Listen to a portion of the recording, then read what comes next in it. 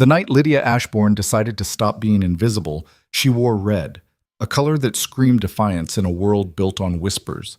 She stood at the edge of the grand ballroom, watching Rowan Blackmore ignore her for the 100th time, his cold gaze sliding past her like she was furniture. Something inside her snapped. She was done being the woman who waited, done being the shadow no one noticed. Tonight, she would make him see her, even if it meant burning down everything she'd carefully built. Stay with me until the end of this story. Hit like and comment your city so I can see how far this tale travels. The Ashbourne estate had always smelled like lavender and desperation. Lydia stood in front of her mirror, studying the stranger staring back. 24 years old, and she'd mastered the art of disappearing in plain sight. Her dark hair was pinned precisely, not too loose, not too severe. Her dress was expensive but understated. Everything about her whispered appropriate rather than remarkable. Exactly the problem. "You're fidgeting again," her sister Clara said from the doorway, arms crossed. Clara was 16 and hadn't yet learned that brutal honesty was supposed to be softened with age. "You always fidget before the Blackmore gatherings." "I'm not fidgeting. Your left hand has straightened that necklace 4 times in the last minute." Lydia dropped her hand. "Shouldn't you be getting ready?" "I am ready. Unlike some people, I don't spend hours trying to impress a man who doesn't know I exist." Clara flopped onto the bed, her own dress, a violent shade of emerald that their mother had forbidden twice, wrinkling beneath her. "Why do you keep doing this to yourself?" "Doing what?" "Chasing someone who looks through you like glass." The words landed like a slap, mostly because they were true. Lydia turned away from the mirror. "You wouldn't understand. Try me. Rowan Blackmore is untouchable, powerful, respected, blah, blah, blah. I've heard the speech." Claire sat up, her expression shifting to something almost gentle. "But Lydia, he's also been coming to Mother's gatherings for 3 years, and he's never asked you to dance, not once. At what point do you stop hoping and start living?" Lydia's jaw tightened. "Tonight's different. You said that last month and the month before. And what—" "Clara, enough." Her sister raised her hands in surrender, but her eyes held pity. Lydia hated that look more than contempt. Pity meant people had already written you off, decided your story before you'd even had a chance to tell it. The carriage ride to Blackmore Hall took 30 minutes, but it felt like hours. Their mother, Eleanor Ashbourne, spent the entire journey reciting rules Lydia had memorized as a child. "Posture, Lydia. No one respects a woman who slouches." "Yes, Mother." "And smile, but not too much. Enthusiasm reads as desperation in our circles." "Yes, Mother." "And for heaven's sake, if Lord Edmund Vance speaks to you again, be polite but not encouraging. That man is handsome as sin, but about as deep as a puddle." Lydia bit back a laugh. Her mother wasn't wrong. Edmund Vance had the kind of face that launched marriages and the kind of substance that ended them in disaster. Still, he'd been more attentive to Lydia in the past month than Rowan had been in 3 years. Clara caught her eye across the carriage and smirked. "Handsome as sin," she mouthed silently. Blackmore Hall rose from the landscape like a monument to everything Lydia both admired and resented about high society. All stone and glass and unapologetic grandeur. The kind of place that made you feel small the moment you walked through its doors. The ballroom was already crowded when they arrived. Crystal chandeliers cast warm light over silk dresses and tailored suits. Conversation hummed like an orchestra tuning up.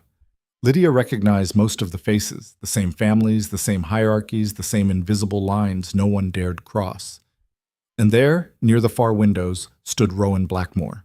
Lydia's breath caught despite herself. 3 years, and he still had that effect. It wasn't just his looks, though those didn't hurt. Tall, dark-haired, with the kind of sharp features that looked carved rather than born. It was the way he moved through rooms like he owned not just the space but the air inside it. Confident without arrogance, powerful without needing to prove it, untouchable. He was speaking with Lord Harrington, his expression polite but distant. That was Rowan's signature look, present but not quite there, as if some part of him remained locked behind walls no one could scale. "He's looking particularly brooding tonight," Clara whispered. "Very, I have the weight of the world on my shoulders, and also cheekbones that could cut glass." "Stop. I'm just saying, if you're going to pine, at least pick someone who smiles occasionally." Before Lydia could respond, a warm voice interrupted. "Miss Ashbourne? You look radiant this evening. Edmund Vance appeared at her elbow like he'd been summoned. His smile was perfect, too perfect, really, like he practiced it in mirrors. His blonde hair was styled just carelessly enough to look effortless, and his blue eyes held the kind of charm that knew exactly what it was doing. Lord Vance, Lydia said, surprised by how steady her voice sounded. Thank you. I was hoping I might claim the first dance. He extended his hand, all easy confidence. Lydia hesitated. Across the room, Rowan's conversation with Lord Harrington continued, his expression unchanged. He hadn't so much as glanced in her direction. I'd be delighted, she heard herself say.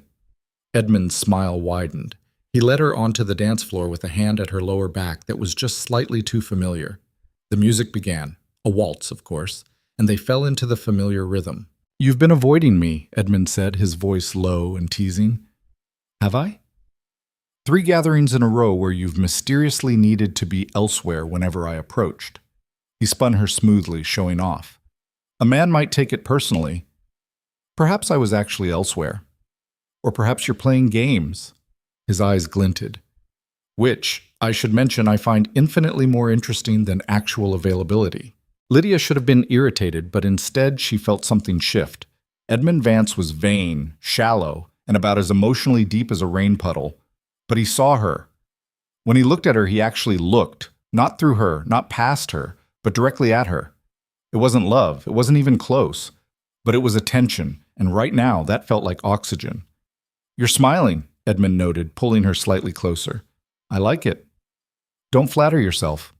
Too late. Already did. Despite everything, Lydia laughed. Edmund was ridiculous, but at least he was ridiculous with her rather than indifferent to her existence. The dance ended. Edmund bowed with a flourish that was somehow mocking and sincere at the same time. Same time next week? We'll see. I'll take that as a yes. He winked and disappeared into the crowd. Lydia turned and froze. Rowan was watching her, not glancing, not accidentally looking in her general direction. Watching. His dark eyes were fixed on her with an intensity that made her skin prickle. For 3 seconds, maybe 5, their gazes locked across the crowded ballroom. Then someone spoke to him, and the moment shattered.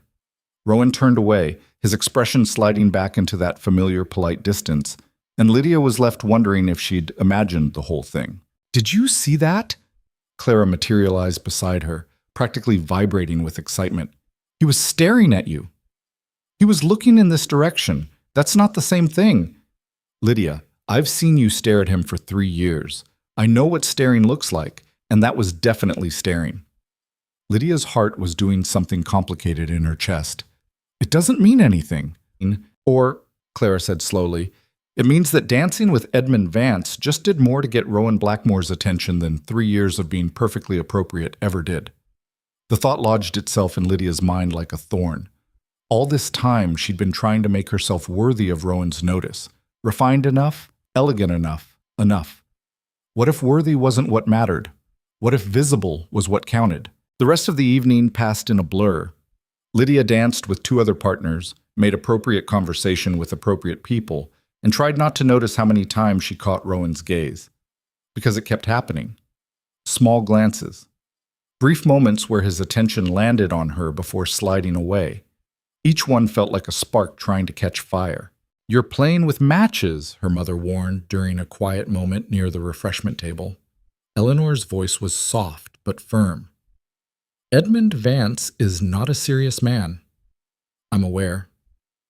Then what are you doing? Lydia watched Edmund across the room, laughing too loudly at someone's joke. Then she let her gaze drift to Rowan, who stood alone near the windows, his profile sharp against the darkness outside. I'm trying something different, she said finally. Her mother's expression tightened. Different is dangerous. Perhaps. But invisible is worse. The words hung between them. Eleanor studied her daughter for a long moment, and Lydia saw something shift in her mother's face. Surprise, maybe, or recognition. Just be careful, Eleanor said quietly. This world doesn't forgive women who make mistakes. I know. Do you? Her mother's hand found hers, squeezed once. Because once you start this kind of game, it's very hard to stop. And the cost of losing is higher than you think. Lydia squeezed back. Then I won't lose. The following week brought an unexpected invitation. Lady Whitmore's garden party, Clara read aloud, waving the embossed card. This Saturday, an intimate gathering of select company. She looked up, grinning. Intimate meaning 30 people instead of 300. Lydia took the invitation, her pulse quickening. Lady Whitmore's gatherings were legendary, smaller, more exclusive, and infinitely more dangerous than standard social events. Less room to hide. More opportunity to make an impression, or a catastrophic mistake. Will Rowan be there? Clara asked, not bothering with subtlety. Probably. And Edmund? Almost certainly. This is going to be a disaster. Clara looked delighted. Can I come? Absolutely not.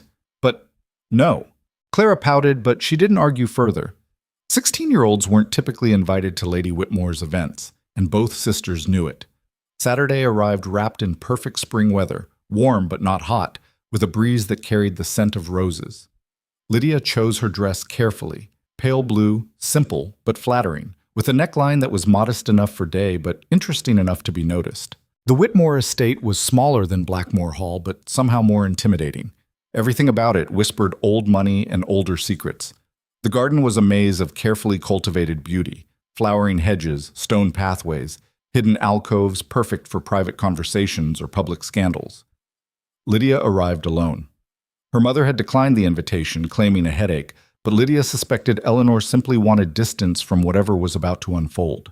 Miss Ashbourne. Lady Whitmore herself greeted her, a woman in her 50s with silver hair and eyes that missed nothing. How lovely you could join us. Thank you for the invitation. Of course, your family has always been valued in this community. Lady Whitmore's smile was warm but calculating. I do hope you'll enjoy yourself. I've assembled quite an interesting mix of guests today. Translation. I've invited people who will create drama, and I plan to watch it unfold. Lydia smiled back. I'm sure it will be memorable. She moved into the garden, her eyes scanning the crowd. There, near the fountain, Edmund held court with 3 young women who were laughing at something he'd said. And there, in the shade of an oak tree, Rowan stood with Lord Harrington and 2 other men, deep in conversation. Neither had noticed her yet. Lydia accepted a glass of champagne from a passing server and positioned herself near the rose arbor, close enough to be seen, but not so close as to seem desperate. It was a careful calculation, one she'd made dozens of times before. Except this time felt different. This time, she wasn't just hoping to be noticed. She was planning it. Lydia. Edmund's voice came from behind her. She turned to find him approaching, his smile already in place. I was hoping you'd be here. Were you? Absolutely. These things are deadly dull without someone interesting to talk to. He stepped closer, lowering his voice. Walk with me? It wasn't a question, not really. Edmund never asked when he could assume. Lydia glanced toward the oak tree. Rowan's back was to her, but something in his posture seemed tense. All right, she said. Edmund offered his arm. Lydia took it, and they strolled deeper into the garden, away from the main gathering. She could feel eyes following them, Lady Whitmore's certainly, and probably others. Good. Let them watch. You're different lately, Edmund said once they were out of immediate earshot. More present, I suppose. I was always present. No, you were always there. Different thing entirely. He plucked a rose from a nearby bush, ignoring the thorns, and handed it to her. The gesture was practiced but effective. Whatever changed, I approve. Lydia twirled the rose between her fingers. Maybe I got tired of waiting. For what? For life to happen to me instead of making it happen myself. Edmund's expression shifted, surprise flickering across his perfect features. Well, that's unexpectedly profound. Don't sound so shocked. I'm not shocked, just intrigued. He stopped walking, turning to face her fully. Tell me, Lydia, what are you really doing here? The question hung between them, loaded with implications. Lydia met his gaze steadily. I'm enjoying a garden party. Liar. Excuse me? Edmund laughed, but it wasn't his usual performative sound. This one was genuine. You're using me. I'm not sure for what yet, but I know manipulation when I see it. Takes one to know one. Lydia's heart kicked against her ribs. She should deny it, play innocent, retreat into safe territory. Instead, she heard herself say, "And if I am, then I want to know what I get out of it." "What do you want?" Edmund considered this, his blue eyes searching her face. "Honestly, I'm not sure yet, but I like that you're interesting. Most women in our circle are terrified of being anything other than perfect. You've stopped caring about perfect." He leaned in slightly. "That's dangerous. And I've always had a weakness for danger." Before Lydia could respond, a voice cut through the air. "Miss Ashbourne." They both turned. Rowan Blackmore stood 10 feet away, his expression unreadable. How long had he been there? How much had he heard? "Lord Blackmore," Lydia said, proud of how calm she sounded. Rowan's gaze flicked to Edmund, then back to her. "Lady Whitmore is asking for you." It was a lie, an obvious one, but Rowan delivered it with such absolute authority that it almost sounded true. Edmund's eyebrows rose. "Is she?" "She is." The tension between the two men crystallized into something sharp. Edmund's smile turned lazy, dangerous. "How strange. I just spoke with Lady Whitmore, and she seemed quite content." Nevertheless, Edmund repeated, mocking. He turned to Lydia. "Shall we verify this mysterious summons together?" Lydia's mind raced. This was spiraling faster than she'd anticipated. She'd wanted Rowan's attention, but this felt like standing on a cliff edge, wind pushing from both sides. "Actually," she said carefully, "I should probably see what Lady Whitmore needs." Edmund's expression flickered. Hurt, maybe? Or just wounded pride? "Of course. I'll find you later." He walked away, his stride just slightly too casual to be convincing, leaving Lydia alone with Rowan Blackmore. For a moment, neither spoke. The garden party continued around them, laughter, conversation, the clink of glasses, but it all felt distant, irrelevant. "Lady Whitmore isn't asking for me, is she?" Lydia said finally. "No." "Then why—" "Edmund Vance is not someone you want to entangle yourself with." Rowan's voice was level, controlled, but something underneath it vibrated with barely contained, what? Anger? Concern? Jealousy? "That's not your decision to make," Lydia said, surprised by her own boldness. Rowan's jaw tightened. "You don't know him like I do. And you don't know me at all." The words landed like a punch. Rowan stared at her, and for the first time in 3 years she saw his carefully constructed mask slip, just for a second, just enough to glimpse something raw underneath. "You're right," he said quietly. "I don't." He turned to leave. Lydia's hand shot out, catching his sleeve. "Wait." Rowan stopped but didn't turn back. She could see the tension in his shoulders, the rigid set of his spine. "Why now?" she asked. 3 years you've barely acknowledged my existence, and now suddenly you care who I spend time with." Silence stretched between them. Lydia thought he wouldn't answer. Then, so softly she almost missed it. "I've always cared." Her breath caught. "What?" But Rowan pulled away, his sleeve sliding through her fingers, and walked back toward the main gathering without another word. Lydia stood alone in the garden, her heart hammering. The rose Edmund had given her still clutched in her hand. The thorns had cut her palm at some point. Small dots of blood stained her skin. She barely noticed. But the days following Lady Whitmore's garden party felt like holding her breath underwater. Rowan didn't call, didn't send notes, didn't appear at the usual social events where Lydia had grown accustomed to not being noticed by him. It was like their conversation in the garden had been a dream or a mistake he was determined to forget. Edmund, however, was everywhere. 3 invitations in 1 week, Clara observed, sorting through Lydia's correspondence.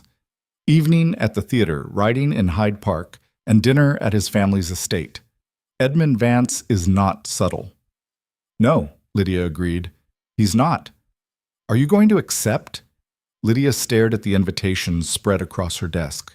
Each one was written in Edmund's bold handwriting, each one phrased just casually enough to avoid seeming desperate while making his interest obvious. The smart thing would be to decline, to step back from whatever game she'd started before it consumed her completely. But Rowan's voice echoed in her memory.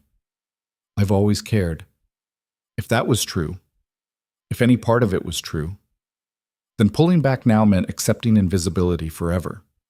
It meant spending the rest of her life wondering what might have happened if she'd just been brave enough to push.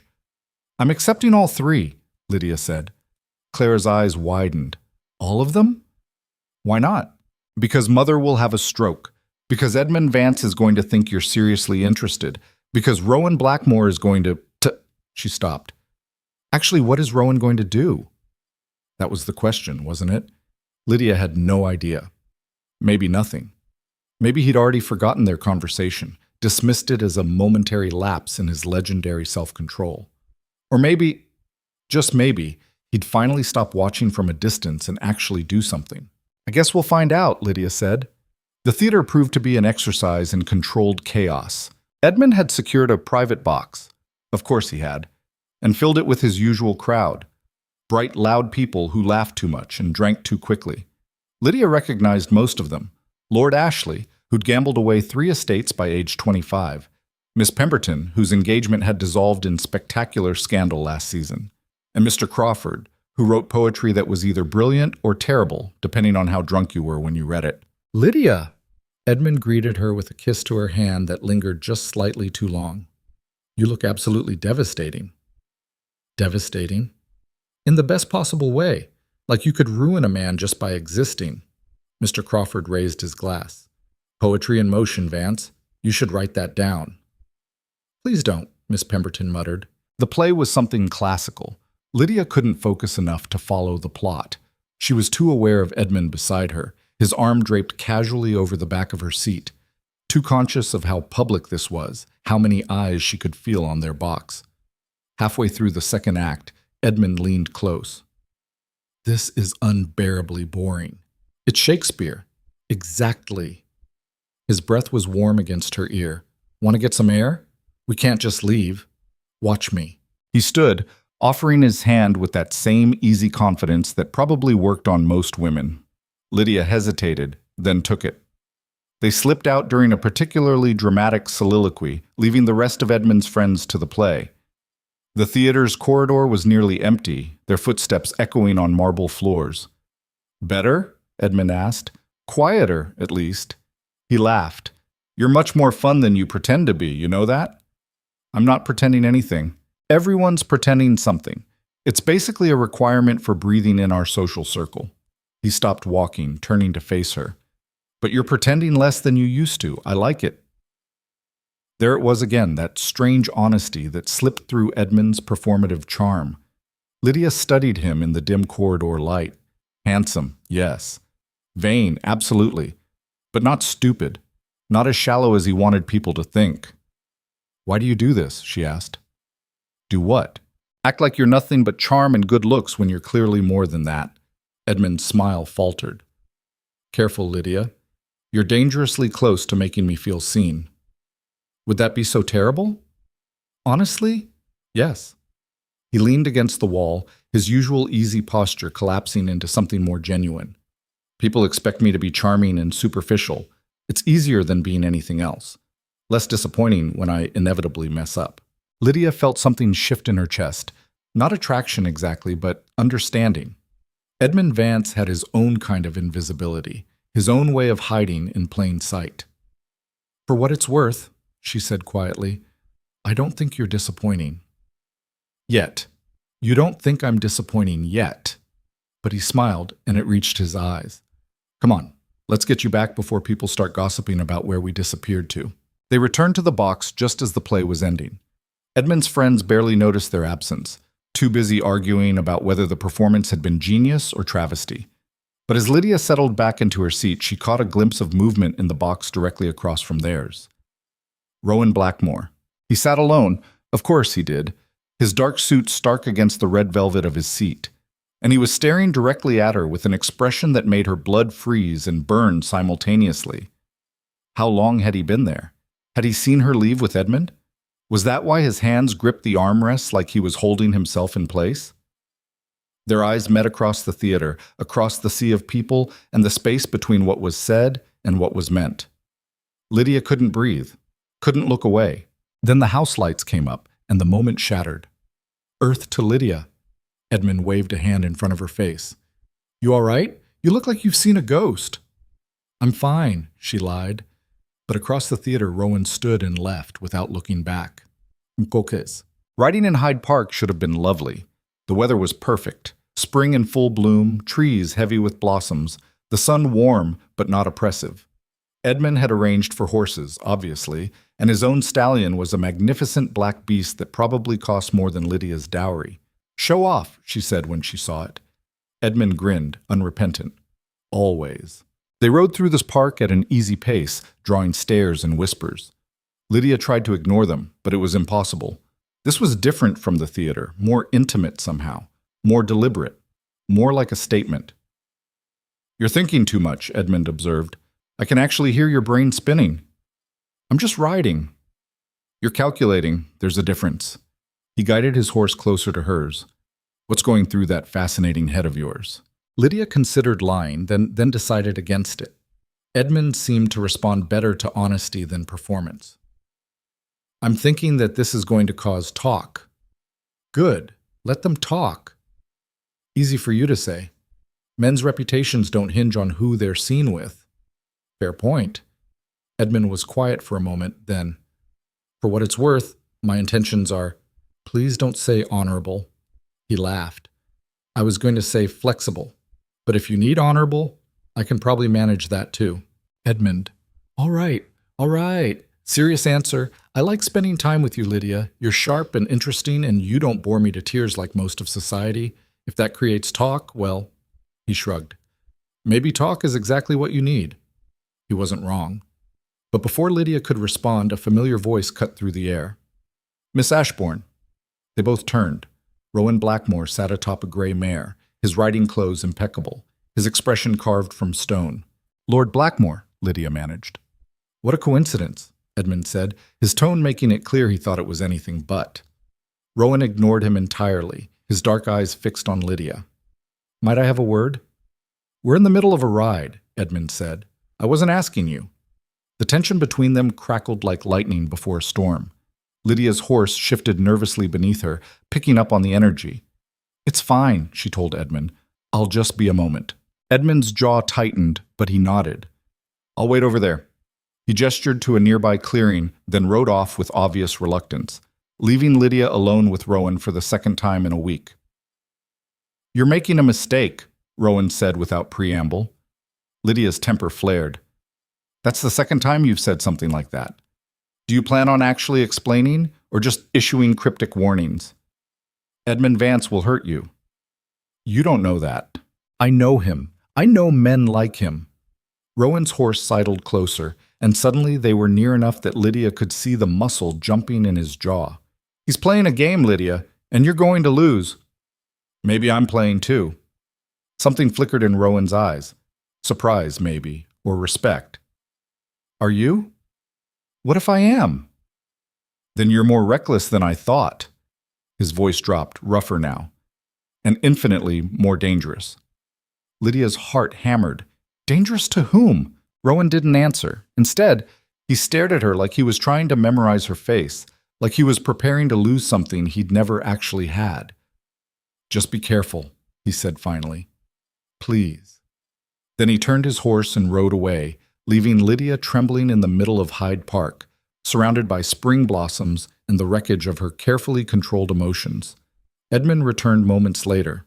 "Well, that looked intense." "It was nothing, Lydia. I may be vain, but I'm not blind." He studied her face. "Rowan Blackmore is in love with you." The words hit like a physical blow.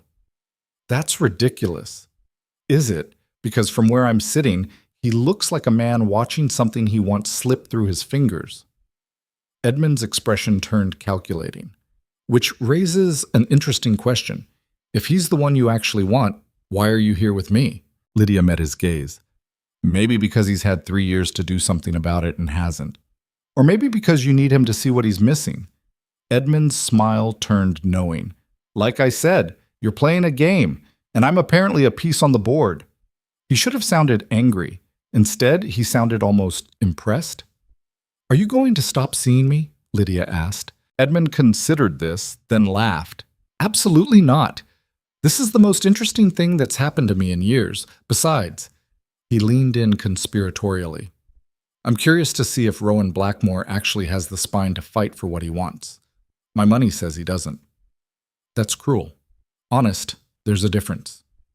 Edmund straightened in his saddle. So, same time next week? Despite everything, despite the chaos and the confusion and the way her heart felt like it might tear itself apart, Lydia smiled. Same time next week. The invitation arrived on a Tuesday morning, delivered by a courier in Blackmore livery. Lydia stared at the heavy cream envelope, her name written in handwriting she'd never seen but somehow knew belonged to Rowan. Her fingers trembled as she broke the wax seal. Miss Ashbourne, I request the honor of your presence at Blackmore Hall this Friday evening. A small gathering, 8 o'clock. Respectfully, R. Blackmore. No flourish, no explanation. Just a summons dressed up as an invitation. Well? Clara hovered at her elbow, practically vibrating with curiosity. What does it say? Lydia handed her the card. Clara's eyes widened. A private invitation from Rowan Blackmore. Lydia, this is a mistake, probably. Or a declaration. Clara's grin was wicked. Edmund's going to lose his mind. She wasn't wrong. When Lydia mentioned the invitation during their dinner at the Vance estate that evening, Edmund's fork stopped halfway to his mouth. Blackmore invited you to his home. His voice was flat, carefully neutral. For a gathering, yes. A small gathering. Edmund set down his fork with deliberate precision. Rowan Blackmore doesn't do small gatherings. He barely tolerates large ones. They sat in the Vance family's ornate dining room, surrounded by gilt and crystal and too many portraits of Edmund's ancestors. His parents had conveniently excused themselves after the first course, leaving them alone in a way that would have scandalized Lydia's mother. Maybe he's expanding his social horizons, Lydia said lightly. Edmund laughed, but there was no humor in it. Right, and I'm about to join a monastery. He leaned back in his chair, studying her. You're going to go. I haven't decided. Liar. You decided the moment you opened that envelope. He reached for his wine glass, swirling the dark liquid. Tell me something, Lydia. If Rowan Blackmore had made this move 3 months ago, before you started spending time with me, would you be this conflicted? The question landed like a stone in still water, ripples spreading outward. Lydia met his gaze. Probably not. Because you would have gone running without a second thought. Yes. Edmund nodded slowly, something shifting in his expression. At least you're honest. That's more than most women would give me. Edmund? No, it's fine. I told you I was curious to see if Blackmore would fight for what he wanted. He raised his glass in a mock toast. Looks like he finally grew a spine. Good for him. But his jaw was tight, his smile not quite reaching his eyes. Lydia realized with a jolt that somewhere in the past few weeks, Edmund's feelings had shifted from casual interest to something more complicated. Maybe not love. Edmund Vance didn't seem capable of that particular emotion, but genuine attachment nonetheless. I'm sorry, she said quietly. Don't be. I knew what this was. He drained his wine in one long swallow. Besides, the game's not over yet. What do you mean? Edmund's smile turned sharp, dangerous. I mean that Rowan Blackmore might have finally made a move, but he's 3 years late to the party, and I'm not the type to concede defeat just because someone else decided to show up. Something cold slithered down Lydia's spine. Edmund, what are you planning? Nothing terrible? Just a little friendly competition? He stood, offering his hand. Come on, let's go to the parlor. I had the servants bring out that piano you admired last time, and I want to hear you play. Lydia took his hand because refusing would have been obvious, but her mind spun with possibilities. Edmund Vance, in competitive mode, was unpredictable at best, destructive at worst. She'd seen him ruin reputations over smaller slights than romantic rivalry. The rest of the evening passed in a blur of forced normalcy. Edmund was the perfect host, charming, attentive, making her laugh despite the tension thrumming beneath every word. When his carriage delivered her home near midnight, he kissed her hand at the door with exaggerated gallantry. Friday should be interesting, he murmured. Do me a favor? What? Wear red. You look devastating in red. Then he was gone, leaving Lydia standing in her doorway with the uncomfortable realization that she'd lost control of the situation entirely. Friday arrived too quickly and not quickly enough.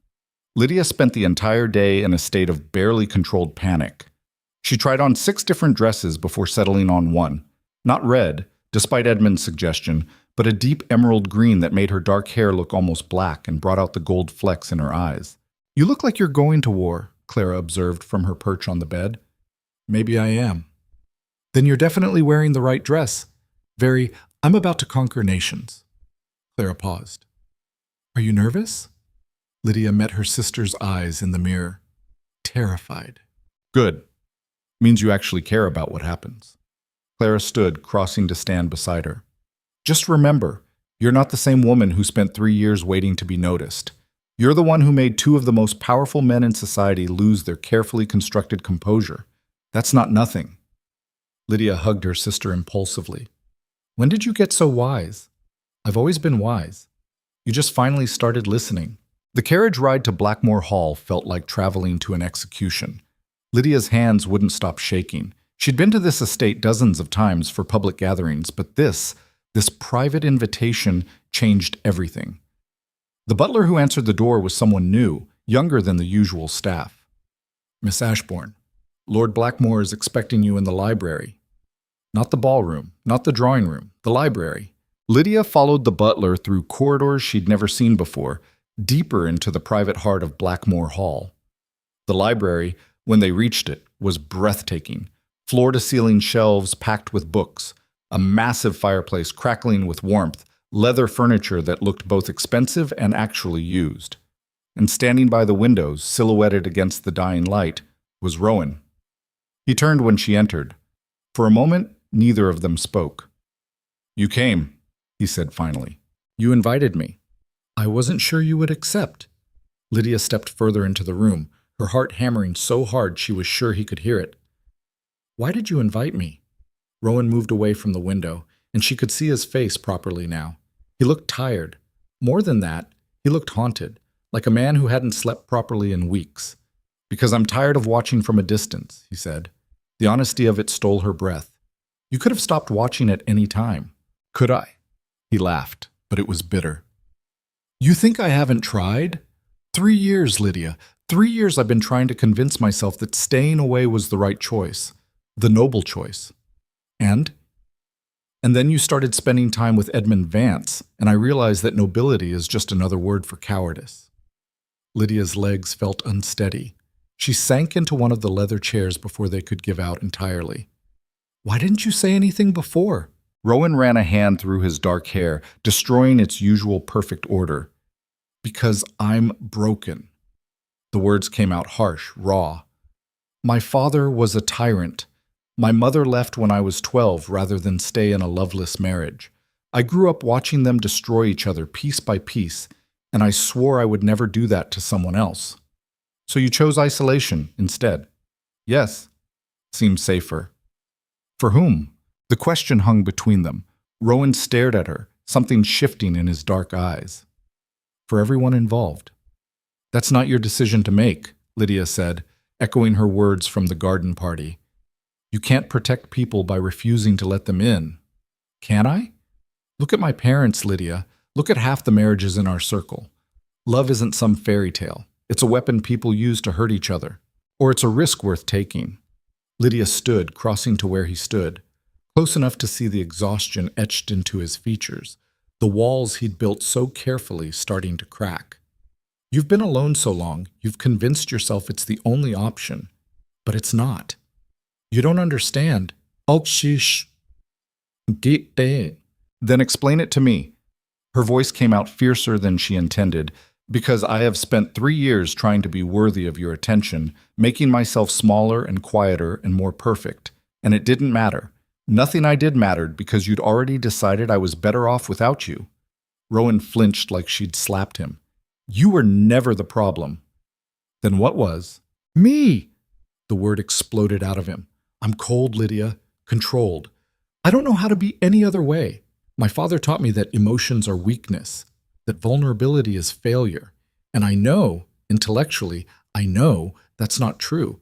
But knowing something and being able to change it are 2 different things." Lydia reached out, her hand finding his. His fingers were cold, trembling slightly. "You're shaking." "I'm terrified." "Of what?" "Of this. Of you. Of wanting something I don't know how to have." He looked down at their joined hands. "Edmund Vance is everything I'm not. Charming, easy, comfortable with attention. Edmund Vance is also vain and shallow and playing his own game. But he makes you laugh. So could you, if you tried." Rowan's thumb traced circles on the back of her hand, the gesture unconscious and devastating. "I'm not good at trying. I'm good at control, at distance, at building walls so high nothing can get through." "Then let me in," Lydia whispered. "Stop protecting me from something I'm choosing willingly." For a long moment, Rowan just stared at her. Then, slowly, he raised her hand to his lips and pressed a kiss to her knuckles. The gesture was old-fashioned, formal, and completely undone by the way his eyes stayed locked on hers the whole time. "I don't know how to do this," he said against her skin. "Neither do I. We'll figure it out together." "And Edmund?" The question was quiet but loaded with implications. Lydia thought about Edmund's smile, his easy charm, the way he'd told her the game wasn't over. "Edmund knew what this was from the beginning," she said. "He's not in love with me. He's in love with the idea of winning. And if I'm no better at this than I think, if I hurt you anyway, then we deal with it. But Rowan," she cupped his face with her free hand, forcing him to meet her eyes, "you have to actually try. No more watching from windows. No more cryptic warnings and strategic retreats. If you want this, you have to be all in." Something shifted in Rowan's expression, fear giving way to determination.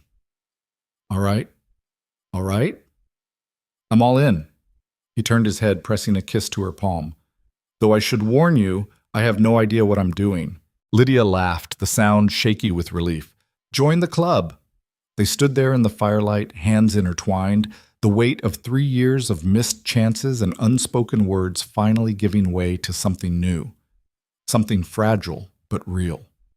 Then the library door burst open. They sprang apart like guilty children. The butler stood in the doorway, his expression apologetic but firm. "I'm sorry, my lord, but Lord Vance is here. He's quite insistent about seeing Miss Ashbourne." Lydia's stomach dropped. "Edmund's here?" "In the front hall, yes. He said—" The butler cleared his throat uncomfortably. "He said he won't leave until he's spoken with you." Rowan's expression had already shifted back to that familiar cold mask. "Tell him—" "I'll talk to him," Lydia interrupted. She turned to Rowan. "Let me handle this." "Lydia, please, I need to do this myself." Rowan's jaw tightened, but he nodded. "I'll be right here if you need me." It was such a simple statement, but it felt like a promise. Lydia squeezed his hand once, then followed the butler back through the corridors to the front hall. Edmund stood in the center of the marble floor, still in his riding clothes, looking windswept and furious. When he saw Lydia, something in his expression cracked. "I knew you'd be here," he said. "Edmund, what are you doing?" "What am I—" He laughed, the sound harsh. "I'm trying to figure out if I'm about to lose the most interesting woman I've ever met to a man who spent 3 years ignoring her existence. This isn't a competition." "Isn't it?"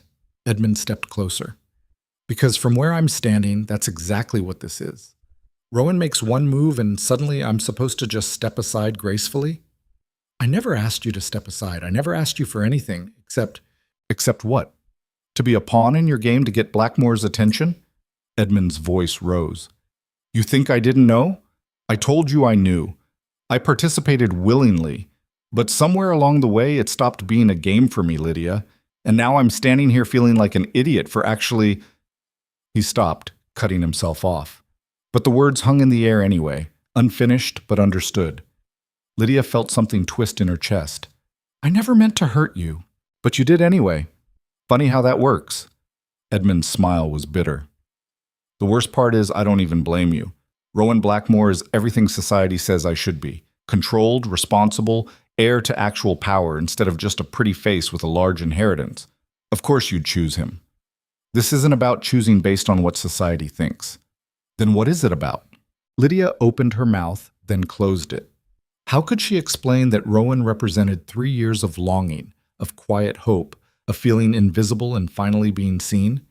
How could she tell Edmund that while she genuinely liked him, maybe even cared for him, it wasn't the same as the way her heart had cracked open tonight in Blackmore's library? "It's about choosing what feels real," she said finally. "And Edmund, you're wonderful, truly.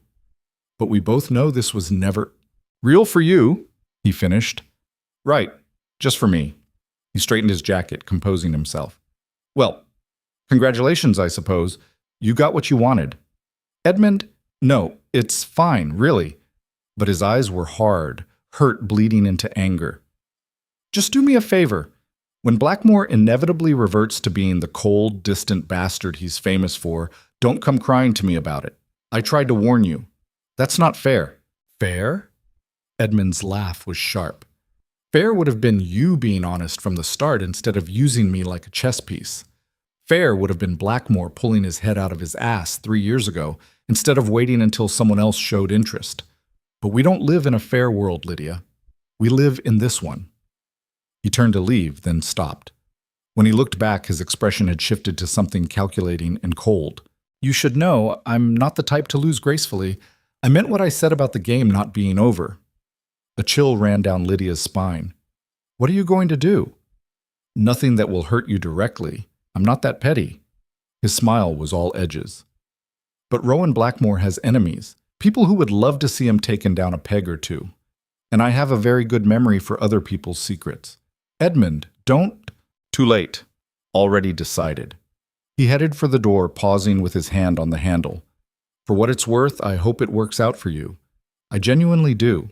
But when it falls apart, and it will, because nothing this dramatic ever ends well, remember that I offered you something easier." Then he was gone, the door slamming behind him with a finality that echoed through the hall. Lydia stood frozen, her mind racing. Edmund's threat wasn't empty. He had connections, influence, and now a wounded pride that would make him dangerous. Rowan had enough enemies without adding Edmund's active sabotage to the mix. That sounded unpleasant. She turned. Rowan stood in the corridor behind her, his expression unreadable. "You heard?" "Most of it. These halls echo." He moved closer, his eyes searching her face. "Are you all right?" "I've made a mess of everything." "No. You made choices. There's a difference." Rowan took her hands, the gesture becoming more natural each time. "Edmund will calm down. He's hurt, but he's not vindictive by nature." "You didn't hear what he said at the end." "I heard. And I'm telling you, Edmund Vance runs hot and cold. Give him a week, and he'll move on to someone else."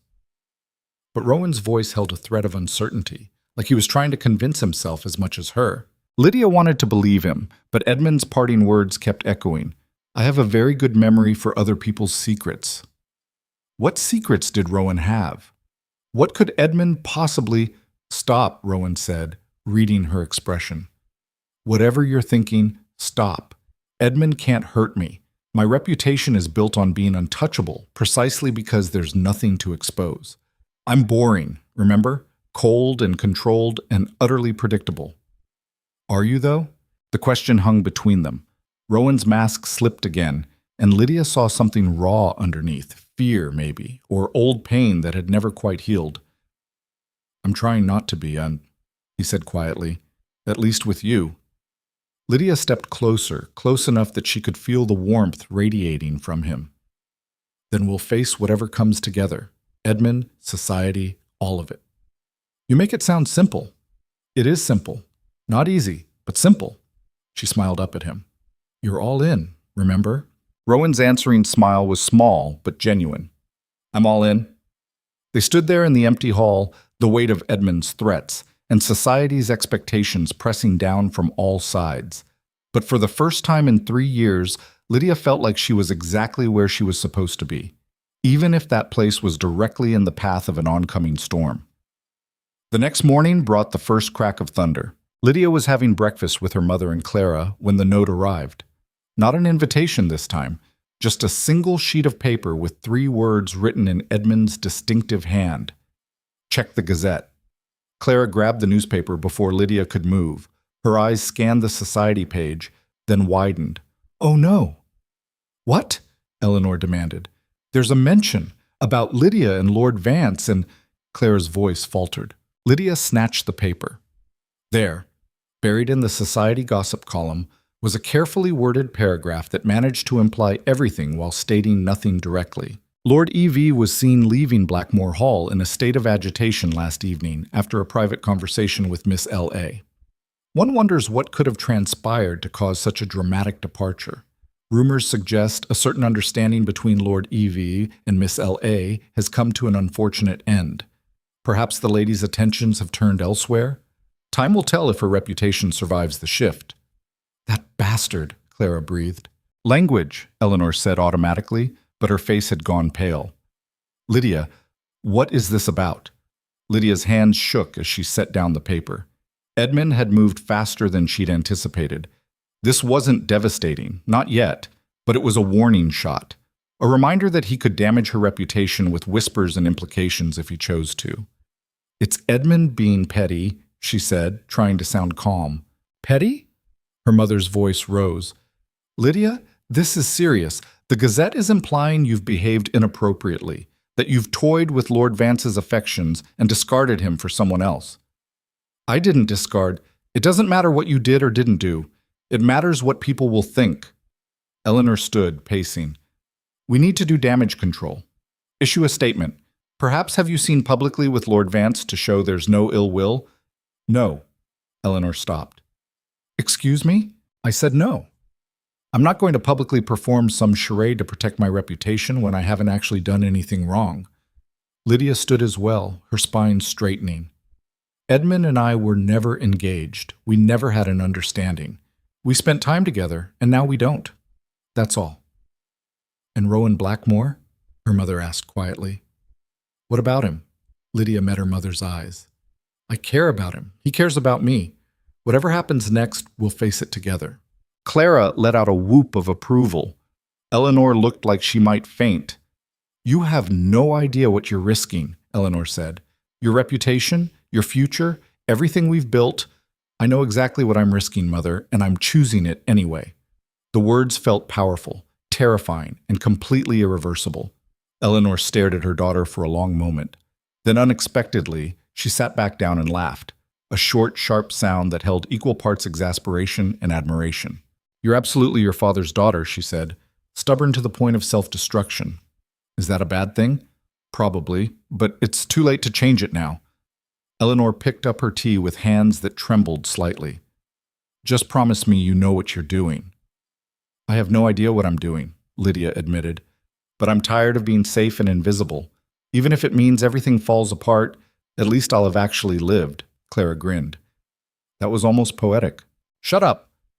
The day passed in a haze of tension. 3 more notes arrived from Edmund, each one a variation on the same theme. This is just the beginning. Lydia burned them all. By evening, she'd made a decision. She sat at her writing desk and penned a letter to Rowan, her hand steady despite the fear churning in her stomach. Rowan, Edmund won't stop with the Gazette. He's going to keep pushing until something breaks. We need to end this before it spirals further. Meet me at the Westfield Ball tomorrow night. It's time to stop hiding. Yours, Lydia. She sealed it and sent it before she could second-guess herself. Then she went to her wardrobe and pulled out a dress she'd bought months ago but never had the courage to wear. It was red, deep crimson red. Edmund had told her she looked devastating in red. Tomorrow night, she'd find out if he was right. And if the whole world was going to watch her gamble everything, she might as well look good doing it. The Westfield Ball was the social event of the season, which meant it was also the most dangerous place Lydia could have chosen for a public confrontation. She stood in front of her mirror, the red dress clinging to her like a second skin. It was more daring than anything she'd ever worn. The neckline lower, the waist tighter, the color screaming for attention in a world that valued restraint. Clara sat behind her, weaving pearls through Lydia's dark hair with hands that kept fumbling. You're shaking, Lydia observed. So are you. Fair point. Clara finished the last pearl and stepped back. You look like a woman about to start a war. Maybe I am. Then you're definitely wearing the right dress. Clara met her eyes in the mirror. Lydia, are you sure about this? Once you walk into that ballroom, there's no taking it back. Lydia thought about the Gazette article, about Edmund's threats, about 3 years of being invisible. I'm sure, even if everything falls apart? Especially then. The Westfield estate blazed with light. every window glowing like a challenge. Carriages lined the drive, disgorging guests in their finest clothes. Lydia's mother had refused to attend, claiming another convenient headache, which meant Lydia arrived alone, a breach of protocol that would be noticed and remarked upon. Good. Let them notice. The butler at the door did a double take when he saw her dress, but recovered quickly. Miss Ashbourne, welcome. Lydia stepped inside and the world seemed to pause. Conversations faltered mid-sentence, heads turned. She felt the weight of dozens of eyes tracking her movement through the entrance hall toward the ballroom. The red dress had done exactly what she'd intended, made her impossible to ignore. But as she reached the ballroom threshold, her courage wavered. The space was packed with everyone who mattered in their social circle. Lady Whitmore held court near the refreshment table. Lord Harrington stood with a cluster of older gentlemen. And there, near the center of the room, Edmund Vance laughed at something Miss Pemberton said, his smile bright and brittle. He saw her. His laughter died. Their eyes met across the crowded room, and Lydia saw the moment Edmund registered what she was wearing, red. The color he'd told her to wear, now weaponized against him. His expression hardened. Lydia! A voice at her elbow made her jump. She turned to find Lord Harrington, his weathered face creased with concern. Might I have a word? I'm waiting for someone. Or, I know. That's why I wanted to speak with you first. He guided her toward a less crowded corner, his grip gentle but firm. There are rumors circulating about you, Edmund Vance, and Rowan Blackmore. Rumors tend to circulate at events like this. These aren't idle gossip, child. Edmund has been talking. Nothing direct. He's too clever for that. But implications. Suggestions that you've behaved inappropriately. That you've used him to manipulate Rowan. Lydia's jaw tightened. And what do you think? Lord Harrington's expression softened. I think you're young and caught between two powerful men who don't know how to handle their own emotions. I also think you're about to do something very public and very risky, and I wanted to make sure you understood the consequences. I understand them. Do you? Because in our world, a woman's reputation is everything. Once it's damaged, it doesn't recover. Not really. He paused. I knew your father. He was a good man who made bold choices. Some of them worked out, many of them didn't. I'd hate to see you repeat his mistakes. The words stung, mostly because they echoed her mother's fears. My father lived on his own terms. Your father died young and left your mother to pick up the pieces. Lord Harrington's voice was kind but firm. I'm not telling you to be safe, Lydia. I'm telling you to be smart. There's a difference. Before she could respond, a ripple of awareness moved through the ballroom. Lydia turned. Rowan had arrived. He stood in the doorway, his dark suit immaculate, his expression unreadable. But his eyes found hers immediately, and something in his carefully controlled facade cracked. He moved toward her, the crowd parting unconsciously, and Lydia felt her heart slam against her ribs. Miss Ashbourne, he said when he reached her. Formal, proper. But his voice held an undercurrent that made her skin prickle. Lord Blackmore. Lord Harrington cleared his throat. I'll leave you two to it then. He gave Lydia one last meaningful look before disappearing into the crowd. Rowan stepped closer, close enough that she could smell his cologne, something clean and expensive that made her want to lean in. You wore red. You noticed. Everyone noticed. That was the point, wasn't it? Maybe. His lips twitched, not quite a smile, but close. You're terrifying in that dress. Good. Lydia, he stopped, seeming to struggle with something. I got your letter. You said it was time to stop hiding. What did you mean? She met his eyes, seeing the fear and hope warring there. I meant that I'm tired of being careful, tired of letting other people control my story. She took a breath. Dance with me. Rowan's expression shifted to alarm. Here? Now? Here. Now. She extended her hand. Unless you're going to retreat back behind those walls of yours. It was a challenge, and they both knew it. A public dance would confirm every rumor, validate every piece of gossip Edmund had been spreading. It would be a declaration that couldn't be taken back. Rowan stared at her hand for a long moment. The ballroom seemed to hold its breath. Then he took it. The music was already playing, a waltz, of course, and Rowan led her onto the floor with a confidence that belied the tension in his jaw. His hand settled at her waist, warm through the thin fabric of her dress. They began to move, and the rest of the ballroom faded to background noise. "Everyone's staring," Rowan murmured. "Let them." "You realize what this means." "I realize exactly what it means." Lydia met his eyes. "Do you?" "It means I'm choosing you publicly. It means whatever protection my distance provided is gone. It means—" He spun her smoothly, pulling her closer than was strictly appropriate. "It means I'm all in, consequences be damned." Something warm bloomed in Lydia's chest. "That's very romantic for someone who claims not to know how to do this." "Don't get used to it. I'm terrified and probably about to say something stupid." "Like what?" Rowan's hand tightened on her waist. "Like I've been in love with you for 2 years and spent every day trying to convince myself I wasn't." The confession hit like lightning. Lydia stumbled slightly, and Rowan caught her, holding her steady. 2 years, she repeated, her voice unsteady. "Give or take. I'm not good with emotions or timelines." His expression turned self-deprecating. "See? Stupid." "Not stupid, just late. Extremely late, catastrophically late." They turned again, the movement bringing them face to face. "But I'm here now, and I'm trying. And if that's not enough—" "It's enough," Lydia interrupted. "It's more than enough." They finished the dance in silence, but it was a different kind of quiet now, charged with possibility instead of distance. When the music ended, Rowan didn't immediately release her.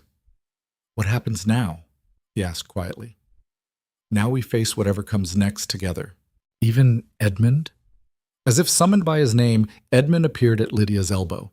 He'd clearly had too much champagne. His eyes were bright, his smile too wide. "What a touching display," he said, his voice carrying. "The ice duke finally melts. How very dramatic." Rowan's expression went cold. "This isn't the time, Vance. Isn't it? Because I think this is the perfect time." Edmund's gaze swept over Lydia, lingering on her dress. "Red looks good on you, just like I said it would." "Edmund, don't do this," Lydia said quietly. "Do what?" "Congratulate you?" "Because I am happy for you, truly. You got exactly what you wanted, Rowan Blackmore's attention." His smile turned sharp. "Of course, you had to use me to get it, but I suppose the ends justify the means." People were watching now, conversations dying as the drama unfolded. Lydia felt panic rising in her throat. "I never used you." "No? Then what would you call our little arrangement?" Edmund's voice rose. "You spent weeks letting me court you, letting me believe there might be something real between us, all while you were really just trying to make him jealous." He gestured at Rowan. "Tell me that's not manipulation." "It wasn't like that. Then what was it like, Lydia? Explain it to all these good people." Edmund spread his arms, addressing the watching crowd. "Because I'm genuinely curious how you justify playing with someone's feelings like they're a game piece." Rowan stepped forward, his voice deadly quiet. "That's enough." "Is it?" Edmund turned to him, swaying slightly. "Tell me, Blackmore, did you know she was using me? Were you in on it from the beginning?" "No one was using anyone. Lydia and I— See, Lydia and you had 3 years to figure yourselves out. But you didn't, did you? You just watched from a distance, like some tragic romantic hero, while I actually put in the effort." Edmund's expression crumbled slightly, genuine hurt showing through the anger. "I cared about her, really cared, and she threw that away the moment you finally decided to grow a spine." The words landed like blows. Lydia felt the weight of dozens of eyes, heard the whispers starting to spread. This was spiraling exactly the way she'd feared. "You knew what this was," she said, her voice shaking. "You told me you knew. I knew you were playing a game. I didn't know I'd be stupid enough to stop playing along." Edmund laughed bitterly. "My mistake. Won't happen again." He turned to leave, but Rowan caught his arm. "We're not done." Edmund shook him off. "Yes, we are. Enjoy your victory, Blackmore. I hope she's worth the mess you're both about to walk into." He disappeared into the crowd, leaving destruction in his wake. The ballroom erupted in whispers. Lady Whitmore's eyes gleamed with barely contained glee. Lord Harrington shook his head sadly. Lydia's carefully constructed plan had just exploded in her face. "I need air," she managed. Rowan took her hand, threading his fingers through hers. "Come on." He led her through the ballroom, past staring faces and whispered speculation, out onto the terrace. The night air was cool against her flushed skin. Behind them, the party continued, but out here it was just the two of them and the ruins of their reputations. "That went well?" Lydia said, hysteria edging into her voice. "About as expected." "Really? You expected Edmund to have a public meltdown?" "I expected him to be hurt and angry. I expected him to lash out." Rowan pulled her closer, his hands settling on her shoulders. "What I didn't expect was how much I wouldn't care about any of it as long as you were standing next to me." Despite everything, Lydia felt tears prick her eyes. "Everyone thinks I'm a manipulative liar." "Let them think what they want." "Easy for you to say. Men's reputations survive these things. Women's don't." "Then we'll rebuild yours." Rowan's voice was fierce. "Together. I meant what I said in there, Lydia. I'm all in.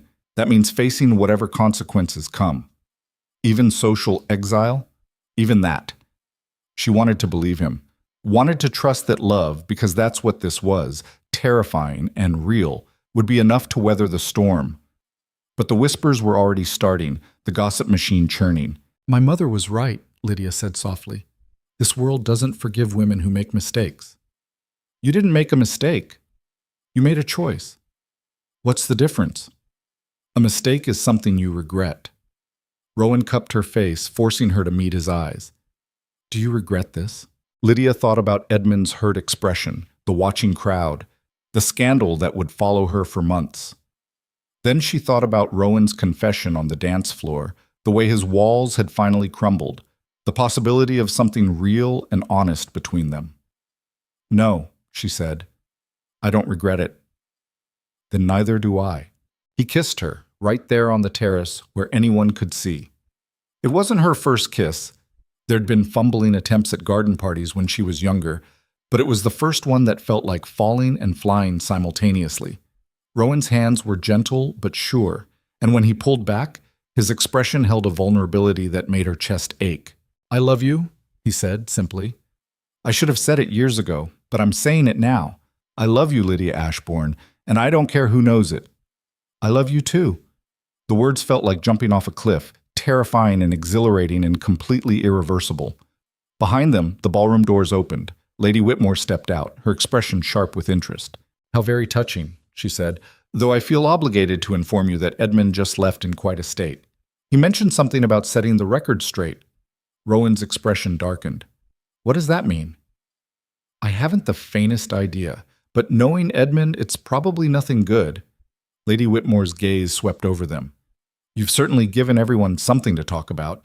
I hope you're prepared for what comes next." "We are," Rowan said firmly. Lady Whitmore smiled, a cat's smile, satisfied and knowing. "We'll see."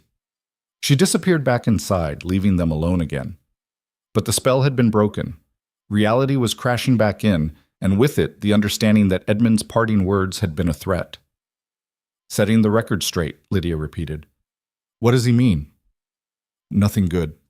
Rowan's jaw was tight. "Edmund has connections, people who owe him favors. If he's decided to actively work against us, he wouldn't." "Wouldn't he? You broke his heart, Lydia. Or as close to a heart as Edmund Vance possesses. People do stupid things when they're hurt." As if on cue, a commotion erupted inside the ballroom. Raised voices, the sound of something breaking. Rowan and Lydia rushed back inside to find Edmund standing on a chair, his face flushed, a glass of champagne raised high. "A toast," he announced, his voice carrying across the suddenly silent room. "To love and manipulation and the fine line between them." "Edmund, get down," Miss Pemberton hissed, pulling at his jacket. He shook her off. "I want to tell everyone a story. About a woman who decided she wanted something and didn't care who she hurt getting it." Lydia's blood turned to ice. This was worse than public accusations. This was character assassination. "And a man," Edmund continued, swaying dangerously, "who was too much of a coward to claim what he wanted until someone else showed interest. Really, it's quite romantic if you ignore the part where I was used like a convenient prop in someone else's love story." "That's enough." Rowan's voice cut through the room like a whip. Edmund's eyes found him, bright with alcohol and malice.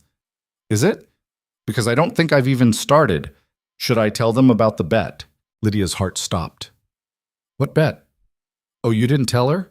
Edmund's smile was vicious. How interesting. Shall I, or would you like the honor? Rowan had gone perfectly still, his face ashen. Edmund, 6 months ago, Edmund announced to the room, Rowan Blackmore and I had a conversation at the club about women and marriage and the futility of both, and I may have wagered that I could make any woman in our circle fall for me within 3 months. He gestured grandly at Lydia. Guess who I chose? The room erupted. Lydia felt the floor tilt beneath her feet. That's a lie, she said, but her voice was too quiet to carry. Is it? Ask him. Edmund pointed at Rowan. Ask your beloved Ice Duke if he knew about my little game. All eyes turned to Rowan. Lydia watched his expression, watched the guilt flash across his features before he could hide it. You knew, she whispered. I can explain. You knew. Her voice rose, sharp with betrayal. You knew Edmund was targeting me as part of some bet, and you didn't tell me? It wasn't like that? Then what was it like?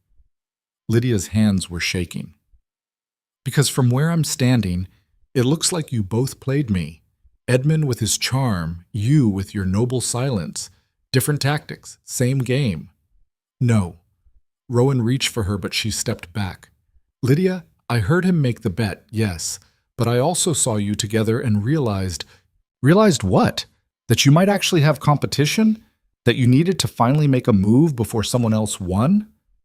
She laughed, the sound brittle. Edmund was right. I was just a game piece to both of you.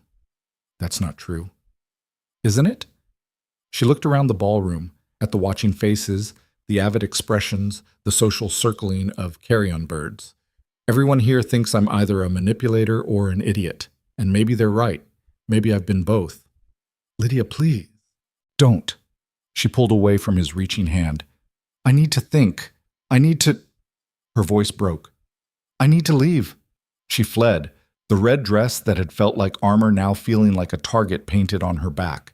Behind her, she heard Rowan call her name, heard the ballroom erupt in excited chatter, but she didn't stop. She made it to the garden before the tears came, great gasping sobs that shook her whole body.